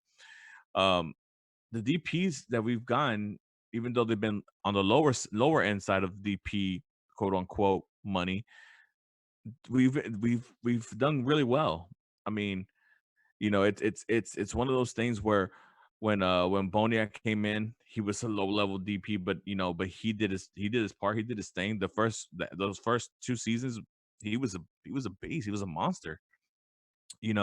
Obviously, Albert Elise has created so much buzz around him, that his value has damn near tripled since we got him. Tomas is still up in the air. Hopefully we'll see how his role changes with Tomas and how much hopefully he improves under Sad Ramos. And obviously Beasley did really well, the first year. But I mean, I'm not too. The Beasley thing being a DP, I understood it. Obviously he's a USA national team player and all that stuff. But it was kind of on par with the whole Tim Howard being a DP thing, and it's like it was kind of wasted money. But overall, I mean, I'm happy with what happened with Beasley here and with the Dynamo. But yeah, but I mean, we've done well with our DP quote unquote signings. So, but we'll see how it goes. I mean, like it's one of those things where I like what Cisco said, that our attack can be on par with LAFC, and I totally agree with that. But look at the cost per goal that LAFC is compared to the Dynamo. Yeah, LAFC scored what almost 80, 90 goals last season, but look how much each goal cost, you know, as opposed to the Dynamo.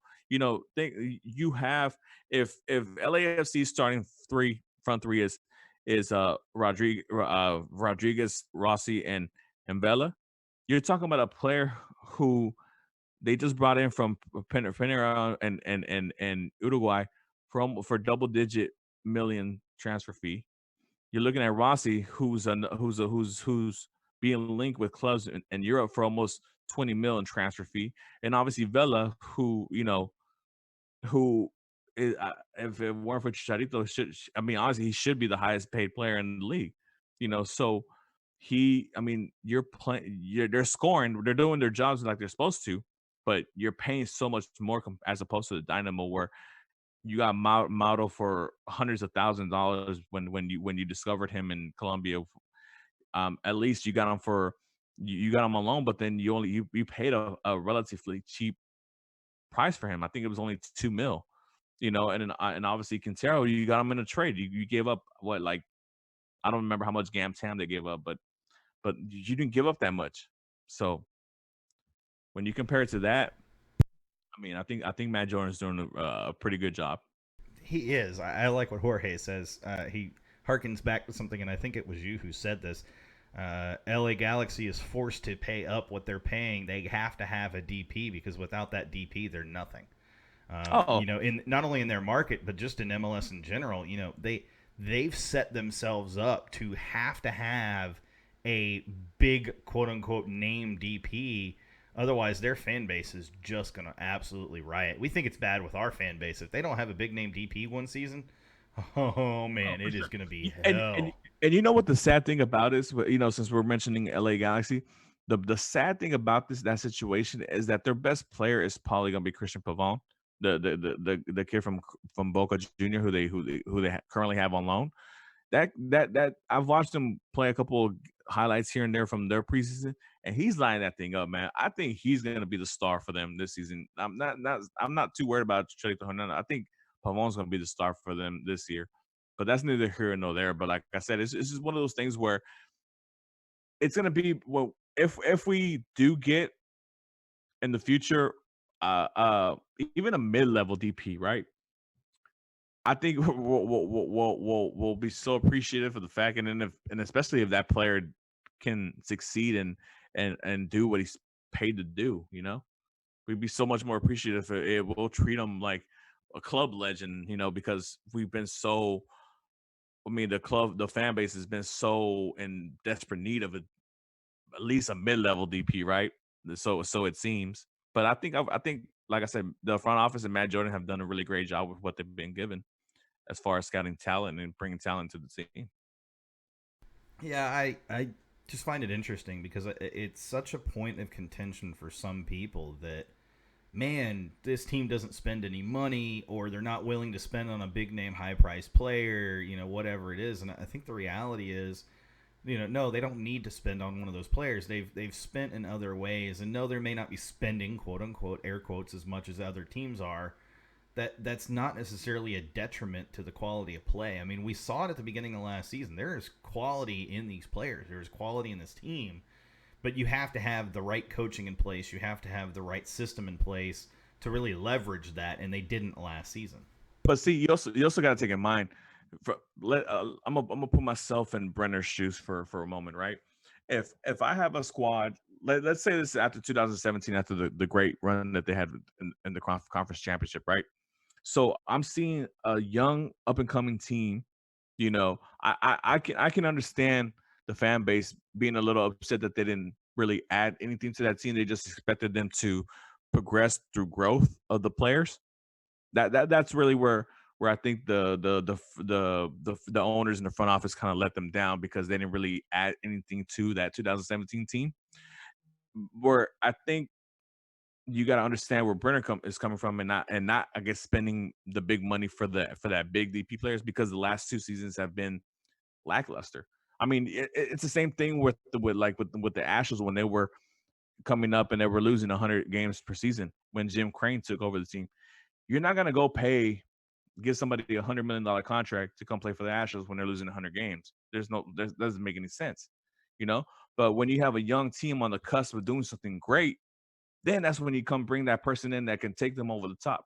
So if they would have done something like that after 2017, then I would have been like, oh man, this team with nobody, basically nobody's, because we didn't know who these players were. I mean, how many people here, aside from, obviously people who know Monterrey and watch Liga MX, knew who Albert Feliz was before that season? No, nobody. Mauro Manotas, he was just, he was just a kid, and who and Kyoto. Come on, no, you'd be lying to me if you knew who Romel Kyoto was when he first came in. So it's one of those things. Like, I understand the frustration after the 2017 season when it didn't add anybody to get us over that hump since we had such a great team. But after the 2018-19 season, I'm looking at it, it's like, man, like I haven't seen no progress. Now, the big difference about this offseason is that they said, let's go get a coach that can actually coach, and let's see what kind of progress they make. Now, if Tab does what he needs to do and he coaches his team up and his team is firing at all cylinders, then I do expect, hey, like, look, I'm doing what I can with the team that I'm given, but if you want us to get to the next level, hey, you're going to have to help us out a little bit more. And I do expect them to help him out a little bit more, especially if the team is doing well or overachieving, quote unquote. Because honestly, it's one of those things, and we're going to touch on this right here in a second since we're talking about overachieving and underachieving. But I'm pretty sure you saw midweek, they polled some analysts, some expert analysts, and a lot of them, I think most of them had the Dynamo like in 10th place, 12th place, stuff like that. But if this Dynamo team overachieves and does better than what those expert analysts think, then yeah, I would be upset if the front office doesn't help them to keep the ball rolling and get them over the hump and make sure that they make the playoffs. So Ray says, he says, sorry, I didn't scroll far enough up. He says he's happy with whatever squad we have as long as they have talent and take us deep into the playoffs, bring us trophies. Do you guys really think our current roster has that potential? That is a very interesting question. I think if I'm the one answering that question, I don't have a single doubt this team is good enough to take us into the playoffs and good enough to go deep into the playoffs and good enough to bring us trophies. It's interesting because a couple of weeks back we had our predictions for those first 10 games, right? And we had them, somewhere between 14 and 20 points would be a great start. But then, this article comes out on MLS.com with, I think it was like seven panelists or expert analysis, like I said, that all of them except for two had the Dynamo missing the playoffs and actually them being like the bottom three seeds in the Western Conference. I think two of them had them in the 7th spot, which means they're the last team in. But so with that being said, it's like, are we looking at it wrong because we're so passionate about the team and we want them to succeed so badly that we're just not looking at their shortcomings, or is it that they they know something that we don't and we're just we're in denial? It's interesting to me because there's a lot of analysts out there. I think the thing is we're always going to be that underdog team as long as Brenner owns the club, and I'm okay with that. And underdog teams are never ranked high at the beginning of seasons. They don't get ranked until they start proving themselves. And I think this is going to be a team that they're going to have to prove themselves well beyond just the first 10 matches of the season. They're going to have to prove themselves through 20 to 25 matches of the season that they deserve to be, top 3 in the conference, if not in the league. And to me, the team is good enough to be that. Now, with that said, the added difference this season that I think most analysts really don't take into account properly is they didn't really lose anybody in the attack except Kyoto, and to be fair, he didn't really feature enough last season to be a big piece. And number two, the biggest piece that they added that's not a player is Tab Ramos, and his effect and influence in the quality of play and how this team plays and how this team succeeds or doesn't succeed this season is really big. And it's the equivalent of Tata Martino and then switching to Frank de Boer. You're talking two totally different coaches, two totally different approaches. And Tata, there was no doubt Atlanta was the best team in the league when they had Tata. Once Tata left, they were not the best team in the league. They might have been top five. Might have been top five. So let me read a little bit of the article that they posted. And it was 7 analysts. Let me tell you their predictions real quick before I read out the small part of the article that kind of caught me. So Ben Bear got us 12th in the West. Marcelo Babel, who does Univision, has us making the playoffs as a seventh team in the West. Kalen Carr has us 9th in the West. Charlie Davis has us 6th in the West. Matt Doyle, which you said you're dislike towards him, has us 12th in the West. Christian Jack from TSN, which is in I guess Canada, 12th in the West, and Frederick Lord, who I have no idea who that is, 12th in the West. So yeah, for out of the 7 analysts, 5 of them have us 9th or worse. But yeah, so this is the weakness that they say we had as a team coming into the season.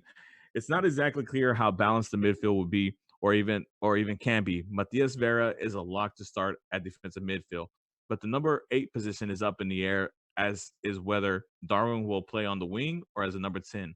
If he's the number 10, then that will leave a lot of defending for Vera and the mystery number 8. While if he's a winger, then Adam Lundqvist will spend a lot more time on an island defending versus overloads.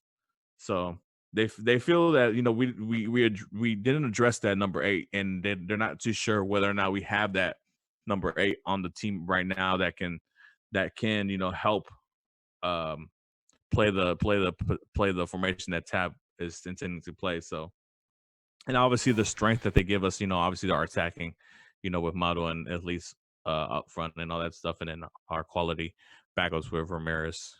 That's our strength of the team, but we already knew that. So what do you think? Yeah, here's the thing that they have.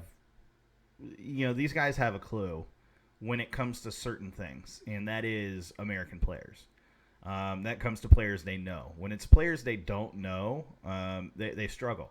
We're going to be one of those teams that's never going to be rated very highly, but we're going to exceed those expectations pretty consistently. And that's because of the way we're built. I've mentioned this before. We're the Leicester City of MLS, and yes, Leicester City is struggling right now, but at one point in the season, they were second in the league. And had or third in the league. They had pushed themselves all the way up to just below Man City. Still third. Well, that's because they packed a bunch of points. They've not had a good run of form in the last 5 matches. That's because nobody else wants the 4th position. You're not wrong, man. Everybody's trying to drop that 4th or 5th position now. But going along with what you're saying, I mean, it's one of those things where I've always felt that we're always going to be overlooked because I mean, obviously, with the LA teams, with what Atlanta's doing, obviously the Miami team coming in with so much hype. And obviously, whatever expansion team is coming in the future, we're just going to be kind of pushed more towards the back, of just not really being a focal point nationally.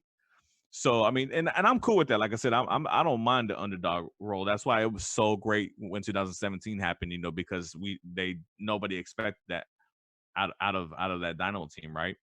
And like I said, it's one of those things where being the underdog it can help out a lot for a team because there's no pressure on them. They're not expected to do anything, and that's when you strike and you do what was unexpected of you. But the thing that I want to see is if they do quote unquote overachieve when that transfer window comes open or whatever. Is the front office willing to do what needs to be done to make sure that we complete the full season in a positive note instead of having a great first half and then having a shitty second half like we've done the last 2 seasons? That's my concern too. Where, we know that we're a great first half of the season team. We've proven that the last 2 years, but once second half comes, that kind of separates the contenders from the pretenders. And the last 2 years we've been a lot worse than pretenders. So that's what I want to see. Yeah. I mean, I definitely agree.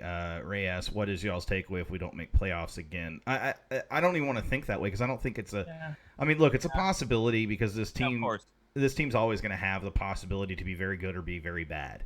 The difference this season to last season, it centers on Tab. It centers on player confidence. I've said this for months now, it feels like. The difference is in how the players are approaching matches. Look, the big thing that we struggled with last season, it was not a lack of offense. We had plenty of goals scored. It was the fact that we conceded so many goals. And really, that stemmed from a mentality of when a player made a mistake defensively, it became a snowball effect. Well, how do you combat that year over year? Bringing in another player, that can help that. Or what you're, a different player. Or what you do is you have a coach that knows how to how to coach players around that, how to coach players that deal with those sorts of things. And Tab's that kind of coach. Tab understands how to help players not have that mentality where freaking nap in my room. Players not have that issue where when a player gives up has a defensive mistake, even if it's not a goal, if it's just a mistake that leads to an opportunity, it's not going to break the defender, not going to break them and not going to break the rest of the team. The rest of the team's going to rally as opposed to start closing in on themselves mentally. And that was what it was. Yeah, I mean, and if per se, if that said player gets broken, I mean, there's quality backups now to where that if that person needs to sit down for a match or two, they can, we have somebody who can slide right in, and the quality of play won't drop as drastically as it used to. And that's the whole thing about competition and having multiple players play that same position, because even though only one can be in the starting 11, but to be a quote unquote super sub or to be the first off the bench, that's also good. It's also good to a good a good position to vie for, because you're gonna play a major role on the team as well, because obviously Tab has a lot of confidence in you to make sure that he gets you in those games, and for you to excuse me, for you to dictate the end of the game, with whatever qualities you bring to that game, and like I said, I mean, I don't know the playoff question. Obviously, for me, like I said a couple of weeks back, I want to see them make the playoffs, strive for the playoff, make a really nice playoff push, and I think they can, because obviously the team was only a couple points off last season, and it's because of mental breakdowns at the end of the games that we lost those points that we needed to make the playoffs. So I think now we have a better coach, we have better quality of players in depth. I think just those two additions, I don't see why we shouldn't be contending for a playoff spot. I'm not saying top 2 or top 3 in the conference, but we should be fighting for playoff positioning, 4, 5, 6, or 7. But and that's where I go to back to what I was saying earlier. If somehow the team does overachieve and far exceeds expectations, is there going to be backing from the front office to help bring a player of quality? Maybe because even though every team can be great, but every team has a weakness. I mean, and if you can pinpoint that weakness, are they willing to go sign a player that can help upgrade that weakness and not make it a weakness and make it a strong suit, to where we can finally finish out a season to where we're in the playoff and maybe making a nice little playoff run? Yep, definitely agreed. Cisco says Dynamo going 17-0 at home in 2020. Now, before people laugh that off, I just want to throw this out there. The one person who's been consistent with his preseason predictions around the Dynamo, and he's probably saying it in jest, but it's usually Cisco. We have traditionally done our predictions for the entire season, listing out win, draw, loss, or win, loss, draw for the entire season. And I've actually been reasonably accurate. I've been pretty proud. But Cisco always sneaks in there by like 1 or 2 points ahead of me, always closer to the final total. And it frustrates me to no end. I can never peg it close enough to be content with it. So if Cisco's not joking about that, if that is accurate and something he really does mean, I would not be surprised if that actually is the case. And it's been said in chat consistently now by a couple of people, but I mean, he says he'll give his real predictions next week. All right, I'm going to hold you to that, Cisco, and actually no pressure, Mark, but you and I are going to do the same thing for the whole season. That's cool. Because we got to, man. We got to hold ourselves accountable. But everybody in chat has basically said the same thing, which is, that this team is good enough. That's not the question. It's last season we just you could see it in players' faces. They were losing confidence. They dropped the ball. They dropped the ball. Yeah, and nobody was able to pick it up and run with it and be that player to provide that real spark. So it is what it is. But I want to divert from this discussion for just a minute with our last 9 minutes of the show. Sure, sounds good, Cisco. Work on it this week, and we'll prep you Wednesday to talk about it on Thursday. But Glenn had tweeted something out today, and it definitely caught my attention. And I don't even think this is the silence. This is from Glenn Davis at Glenn Davis Soccer, by the way, GLENN. Definitely recommend following him if you don't. The silence is deafening from Houston Chronicle when it comes to your soccer coverage. Houston Dynamo coverage. Champions League ? Global sport, global city ? Are you not interested in a diverse soccer culture that is global, or are you waiting for Mexico, Miss Eleccion MX to return in June? And he makes a good point. They don't cover the Dynamo whatsoever. Read my comment, Sean. You gonna make me scroll to it? It's so far down our timeline now that I don't know where it is. I mean, it's seriously, it is really far down this timeline. Holy crap! I got you. Yeah, you got it. Look up your account. It'll probably be faster to find it than ours. But he also said this too. More than ever, Houston Chronicle needs to cover soccer because of our city's bid to host the 2026 World Cup. First and foremost, they should provide better coverage for a huge number of soccer fans in the city. It's good business. Sports editor must support. And I think this is coming about because there's a couple of things. Number one, the Chronicle hasn't covered soccer in locally speaking since Corey Ripken left as a result of them laying him off, which made zero sense at the time. Whomever their editor was that stepped into that role of sports editor for the newspaper absolutely dropped the ball, because soccer, sure, it wasn't getting the clicks on the website, but trust me, it was getting traffic. And I know this because I've talked to Corey about this. The big thing here is, though, they had a guy that was willing to put in his own money to make practices, day in and day out, to get interviews and quotes and stuff like that. And this was during a time when the Dynamo were notorious for being extremely tight-lipped and close to the chest and closed off to the media. And now that the media has started to open back up, I think that's where some of this comes from Glenn, as well as the fact that the Dynamo are starting to push to open themselves back up to media. And you see it in the local TV stations, local news coverage. They're getting run consistently now, which they haven't had in years. They're getting run on local news and local TV, and yet you look at the Chronicle and it's like crickets, like they could care less. And it's oh, go ahead, Mark. So this is what I tweeted out for those who didn't see. I said that's why the Chronicle is becoming less and less relevant. Aside from the fact that the newspaper business is dying, they refuse to take a quote-unquote gamble and try different things. Instead, they choose to slideshow their consumers to death on their website for clicks. And I mean, it's one of those things where, look, we know, I mean, if you don't know, I mean, you've been under a rock. The newspaper business is a dying business, right? Everybody's getting their news from Twitter, from websites, from social media, from different outlets aside from physical paper. So obviously, when you have something coming up as big as the World Cup, which is a global phenomenon that happens every 4 years, right? And that you have a committee here in Houston who's dedicated, and you see out there doing the work to trying to get Houston as to be one of the cities chosen for the World Cup 2026. How could you not be in the forefront newspaper of the fourth largest city in the nation, not put interest into soccer?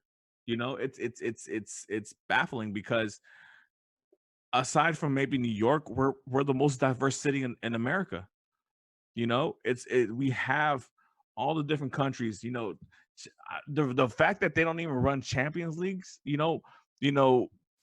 the score lines on a newspaper is baffling to me. I mean, you know how many English people we have, how many Germans, how many Spaniards, how many French people from all over boxing, and then not even just from those countries, people who follow those teams from other countries, from Central America, from Mexico, from South America. We have so many different ethnicities and nationalities that follow all types of soccer, global, domestically, Liga MX, MLS, whatever.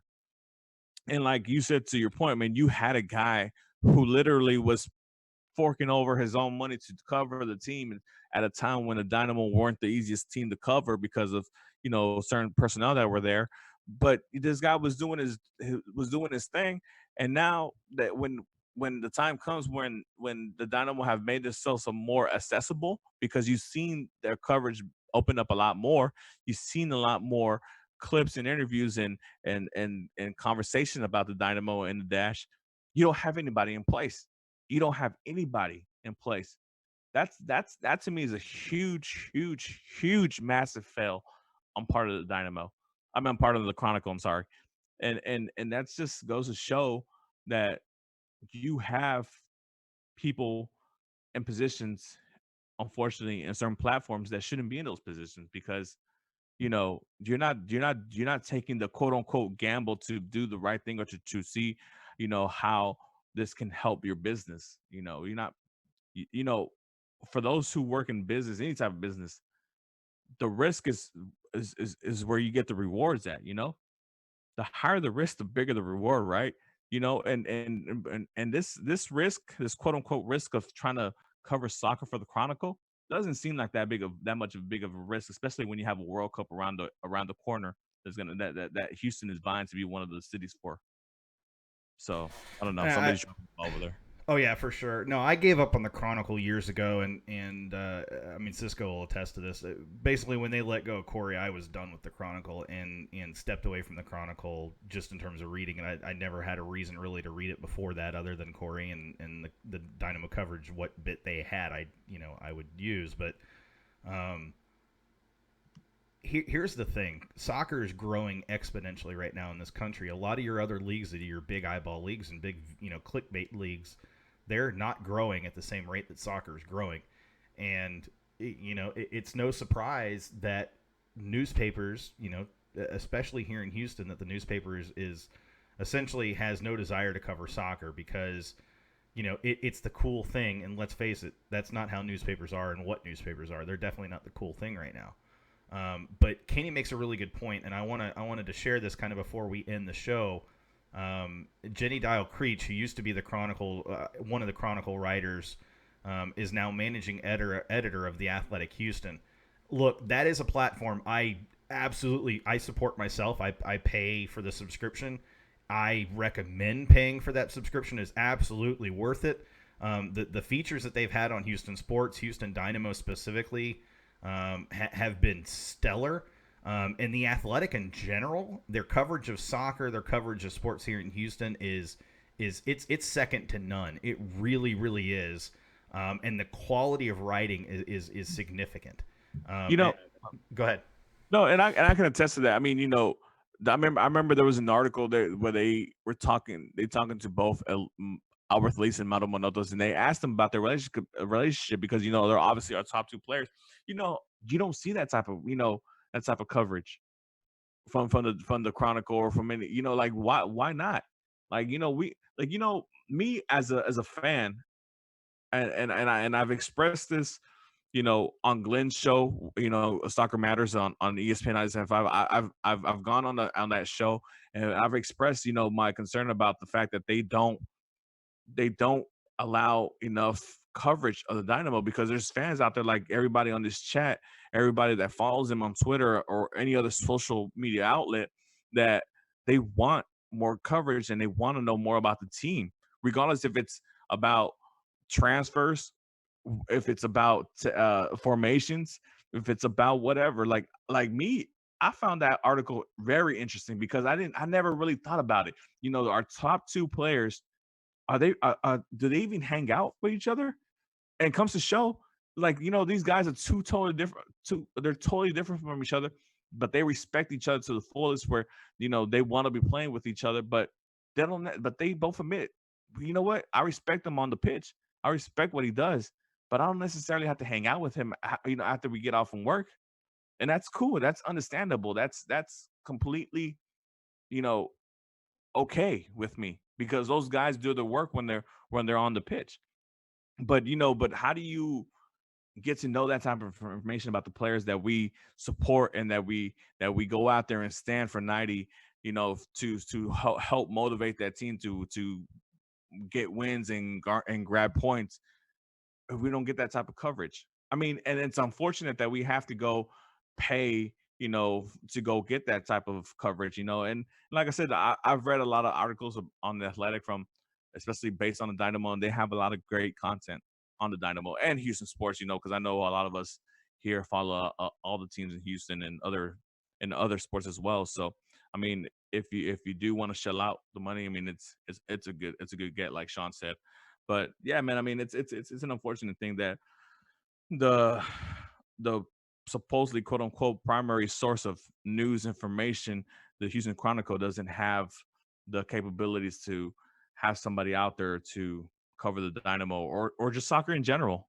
And I'm glad that Glenn used his platform to kind of throw them under the bus and tell them, hey, I need to get the ball rolling, man. I honestly believe that Houston is going to be one of the teams, one of the cities chosen for the World Cup. How can it not be? With the large Hispanic fan base that we have, with the stadiums that we have here, the training grounds that the national teams can come practice in. How can we not be one of the cities for the World Cup? So with that given, I mean, how can't the Chronicle put some backing into soccer? But it's one of those things, and hopefully, this kind of it crosses somebody's radar over there in the Chronicle, and hopefully they start putting their money together and they find somebody, man. And because I mean, I'm sure there's a lot of people out there that want to be covering soccer for the Chronicle. I mean, it's an opportunity, where a lot of people still, they watch, they read the newspaper. I mean, even though I know it's a dying business, but people still click, go on their website, even though I don't, because I hate the slideshows, man. Everything's a slideshow on that website, so I'm not trying to do all that. But yeah, man. I mean, tell me what y'all think. I guess I don't know where Sean went. I think Sean had to take a little break. I guess he got so frustrated from the fact that that the Chronicle doesn't support soccer that he had to walk out for a little moment and take a breather. But yeah, man. Aside from that, I mean, I'm glad that Glenn brought a light to that notion because it was something that really needed to be said. Um, and obviously, him having the platform that he has, it's a good thing that he grabbed that bull by the horn and decided to throw him under the bus. Yeah, looks like he's back though. So, Sean, you're all right. I know the frustration of the Chronicle not having a No, soccer. that was a work call. I unfortunately couldn't pass up. We have a developer that broke something. Oh, okay. No, I told the guys that you were so frustrated that the fact that Chronicle doesn't have somebody doing soccer over there I that you had to get up and out. leave. I was done. No. Work sometimes developers like to break things and then they deploy them and then I have to clean up the shit. Literally, it was not my favorite thing. But yeah, like Cisco says, poor example, but Dynamo Twitter account has nearly 500,000 followers, so you can't really say that people don't care about the team. I mean, that's ultimately, at the end of the day, that's the thing. Like I said, soccer's growing exponentially in popularity. You can't, especially as a dying platform, I mean, you can't afford to ignore it. look. I mean, just look at the fact. I mean, look. You have people like myself and Sean doing a podcast about the team. You have other people doing other platforms about the team. There's so many people out there trying to bring a light to the Dynamo and bring them to the forefront because they love the team. They just genuinely love the team. They support the team.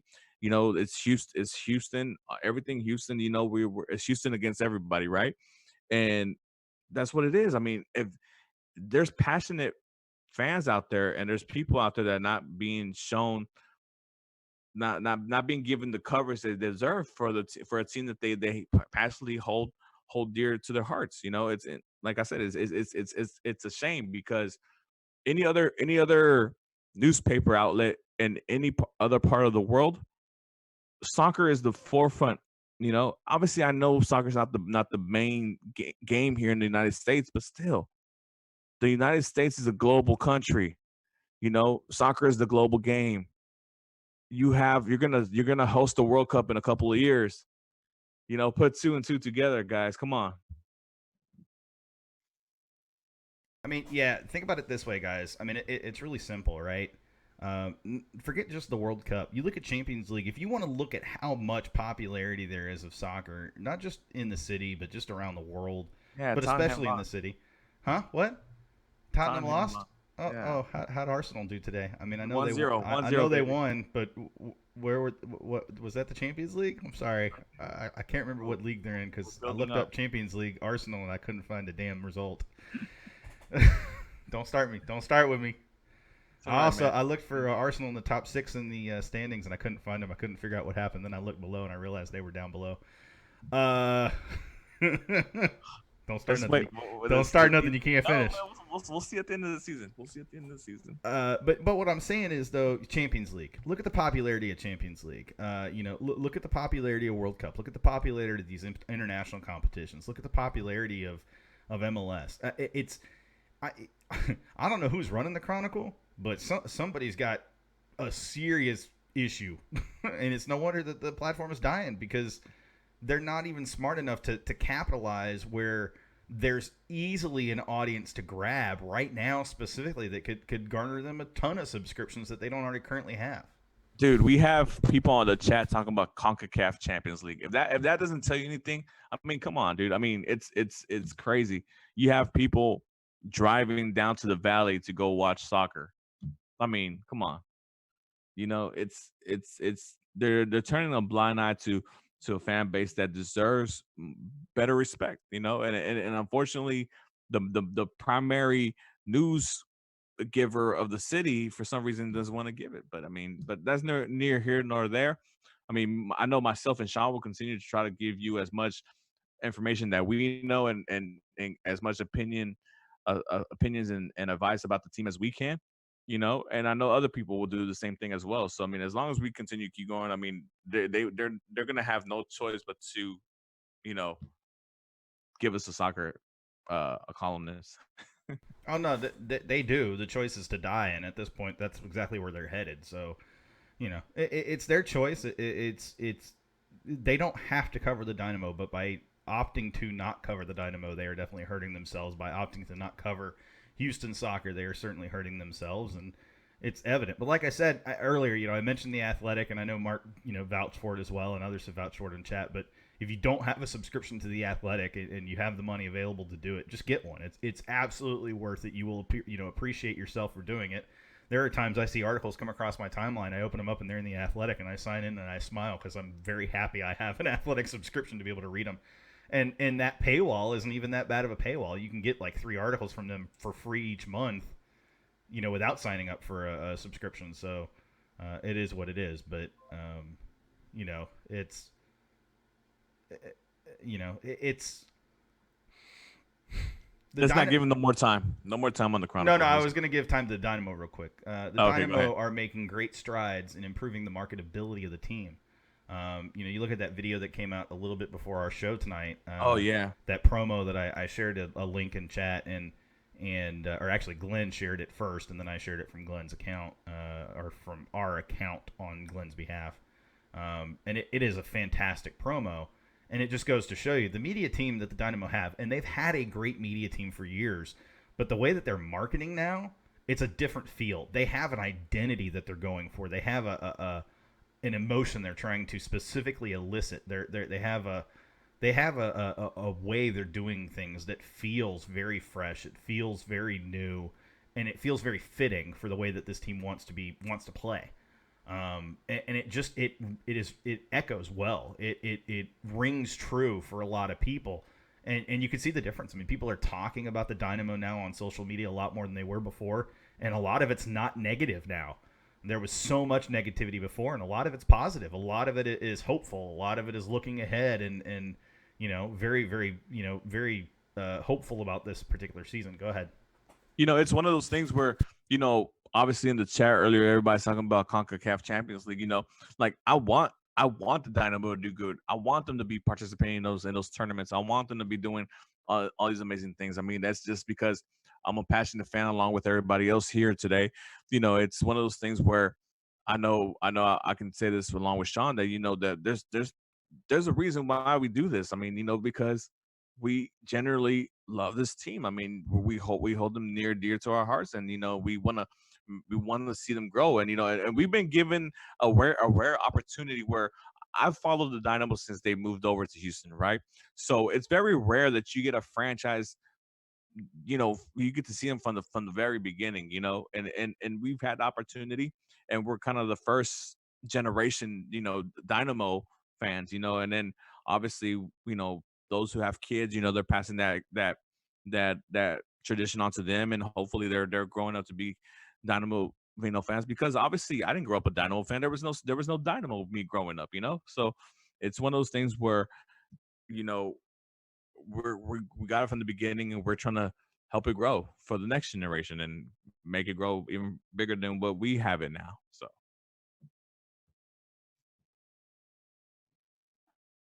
Absolutely, 100% for sure. Guys, if you haven't gotten season tickets yet for the Dynamo, do so. They're gonna be, it's gonna be worth getting. Oh God, did I have a dead pixel? Oh shit. Interesting to know. If you haven't gotten tickets to the February 29th match against LA Galaxy, what the hell are you waiting for? I heard the supporters section is almost sold out. Yeah, very close actually, and I think that's season tickets, not just single game tickets. Sergio can probably confirm or deny that for me. Look, there's a lot of activity right now. There's a lot of like I said, there's a lot of hope. There's a lot of fervor for the team, and yeah, it's a new season that definitely helps, but it's also, there's reason to be hopeful. And I'm looking at this team and I'm going, look, they could definitely be good enough without a doubt, in my opinion. It's just a matter of, can they put it all together? Cisco says, just want to throw this out there too. If you ever have a chance to travel to watch the team play, do it. If you end up meeting other fans and through that we become a tighter, stronger group. It's crazy that Cisco mentions that, because I'm planning to look on the schedule and travel to a road game this year. I mean, and maybe I'll look at this plan, or look at the whole season here in this week or so. I got a lot of things going on this week, but if I do, man, I'll let y'all know for sure which one I'm looking at, and if, hey, maybe somebody y'all want to travel or join together or whatever, we can make it happen or whatever, But yeah, we're doing March 7th. You don't know, but we're doing March 7th. That's happening.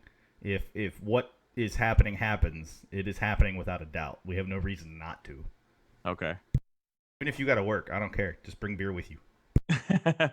Well, that I do have. So March 7th. Okay, cool. I guess we'll talk in detail more offline. Yeah, we definitely will after the show's over. Which we're right about at that point. We 2 more minutes and I think we'll call it here, or I guess 1 more minute now. Yeah, I mean, just to kind of close out on what I was talking about. It's a brand new season, so it's obviously new hope. Obviously new emotions, because everybody's 0-0-0. So we'll see how the season goes. We can't be too low, we can't be too high. Obviously I'm hoping for more highs than lows this season. But even if it's still on par of, or right there down 50-50, whatever, I'm just hoping for improvement from last season. And like I said, there's a lot. The thing about this team is that there's so many different possibilities. There's so many different variables in play that can happen throughout the season that can help us achieve playoffs or even more, or unfortunately maybe help it'll drag the team down. It can go either way. But like I said, I think we have the right captain of the ship with Tab Ramos, and just with that, I mean, in itself, I think it's going to be an enjoyable season to follow, and I'm looking very forward to it. I mean, and the season is right around the corner, next Saturday. 29th. Man, I expect to see a lot of people out there. You know, and if you see me, come say hi. Let's take a drink or a shot together or whatever. For sure. Check your phone real quick. To close out, I want to make sure also to remind you guys, if you're not a supporter of the Dynamo, if you've elected to strictly buy tickets, but you're interested in finding more information about supporting the Dynamo as a supporter, whether it's in the supporter section or not as part of a supporters group, look, you can reach out to Sergio or Jeff with The Surge. You can reach out to Samuel Purcell, Ben Hamilton, a host of other people with Texian Army. You can reach out to Cisco about El Batallon. Kenny can actually talk to you about TA as well. You can reach out to Jake about Bayou City Republic. You can reach out to on Twitter to at Bandera Negra, I think is what it is. For Bandera Negra, they are a tailgating group, strictly tailgating group of supporters. Or you can reach out to at Hustletown Support. I think it's at Hustletown SUPP. You can look, our tweets will have it in there. And chat with them about supporting as an independent supporter or a non-member of a supporters group specifically. And I'm sure they'll be happy to engage and talk to you. All right, guys. So I guess we're coming to the end of the show. But before we leave, remember everybody to like, subscribe, and please share this video. You know, we're trying to get to that 100 subscriber mark so we can get that personal URL to make things a lot easier for everybody. You know, we appreciate you coming, you know, with us along this ride every Thursday at 7. And we'll see you next week, man.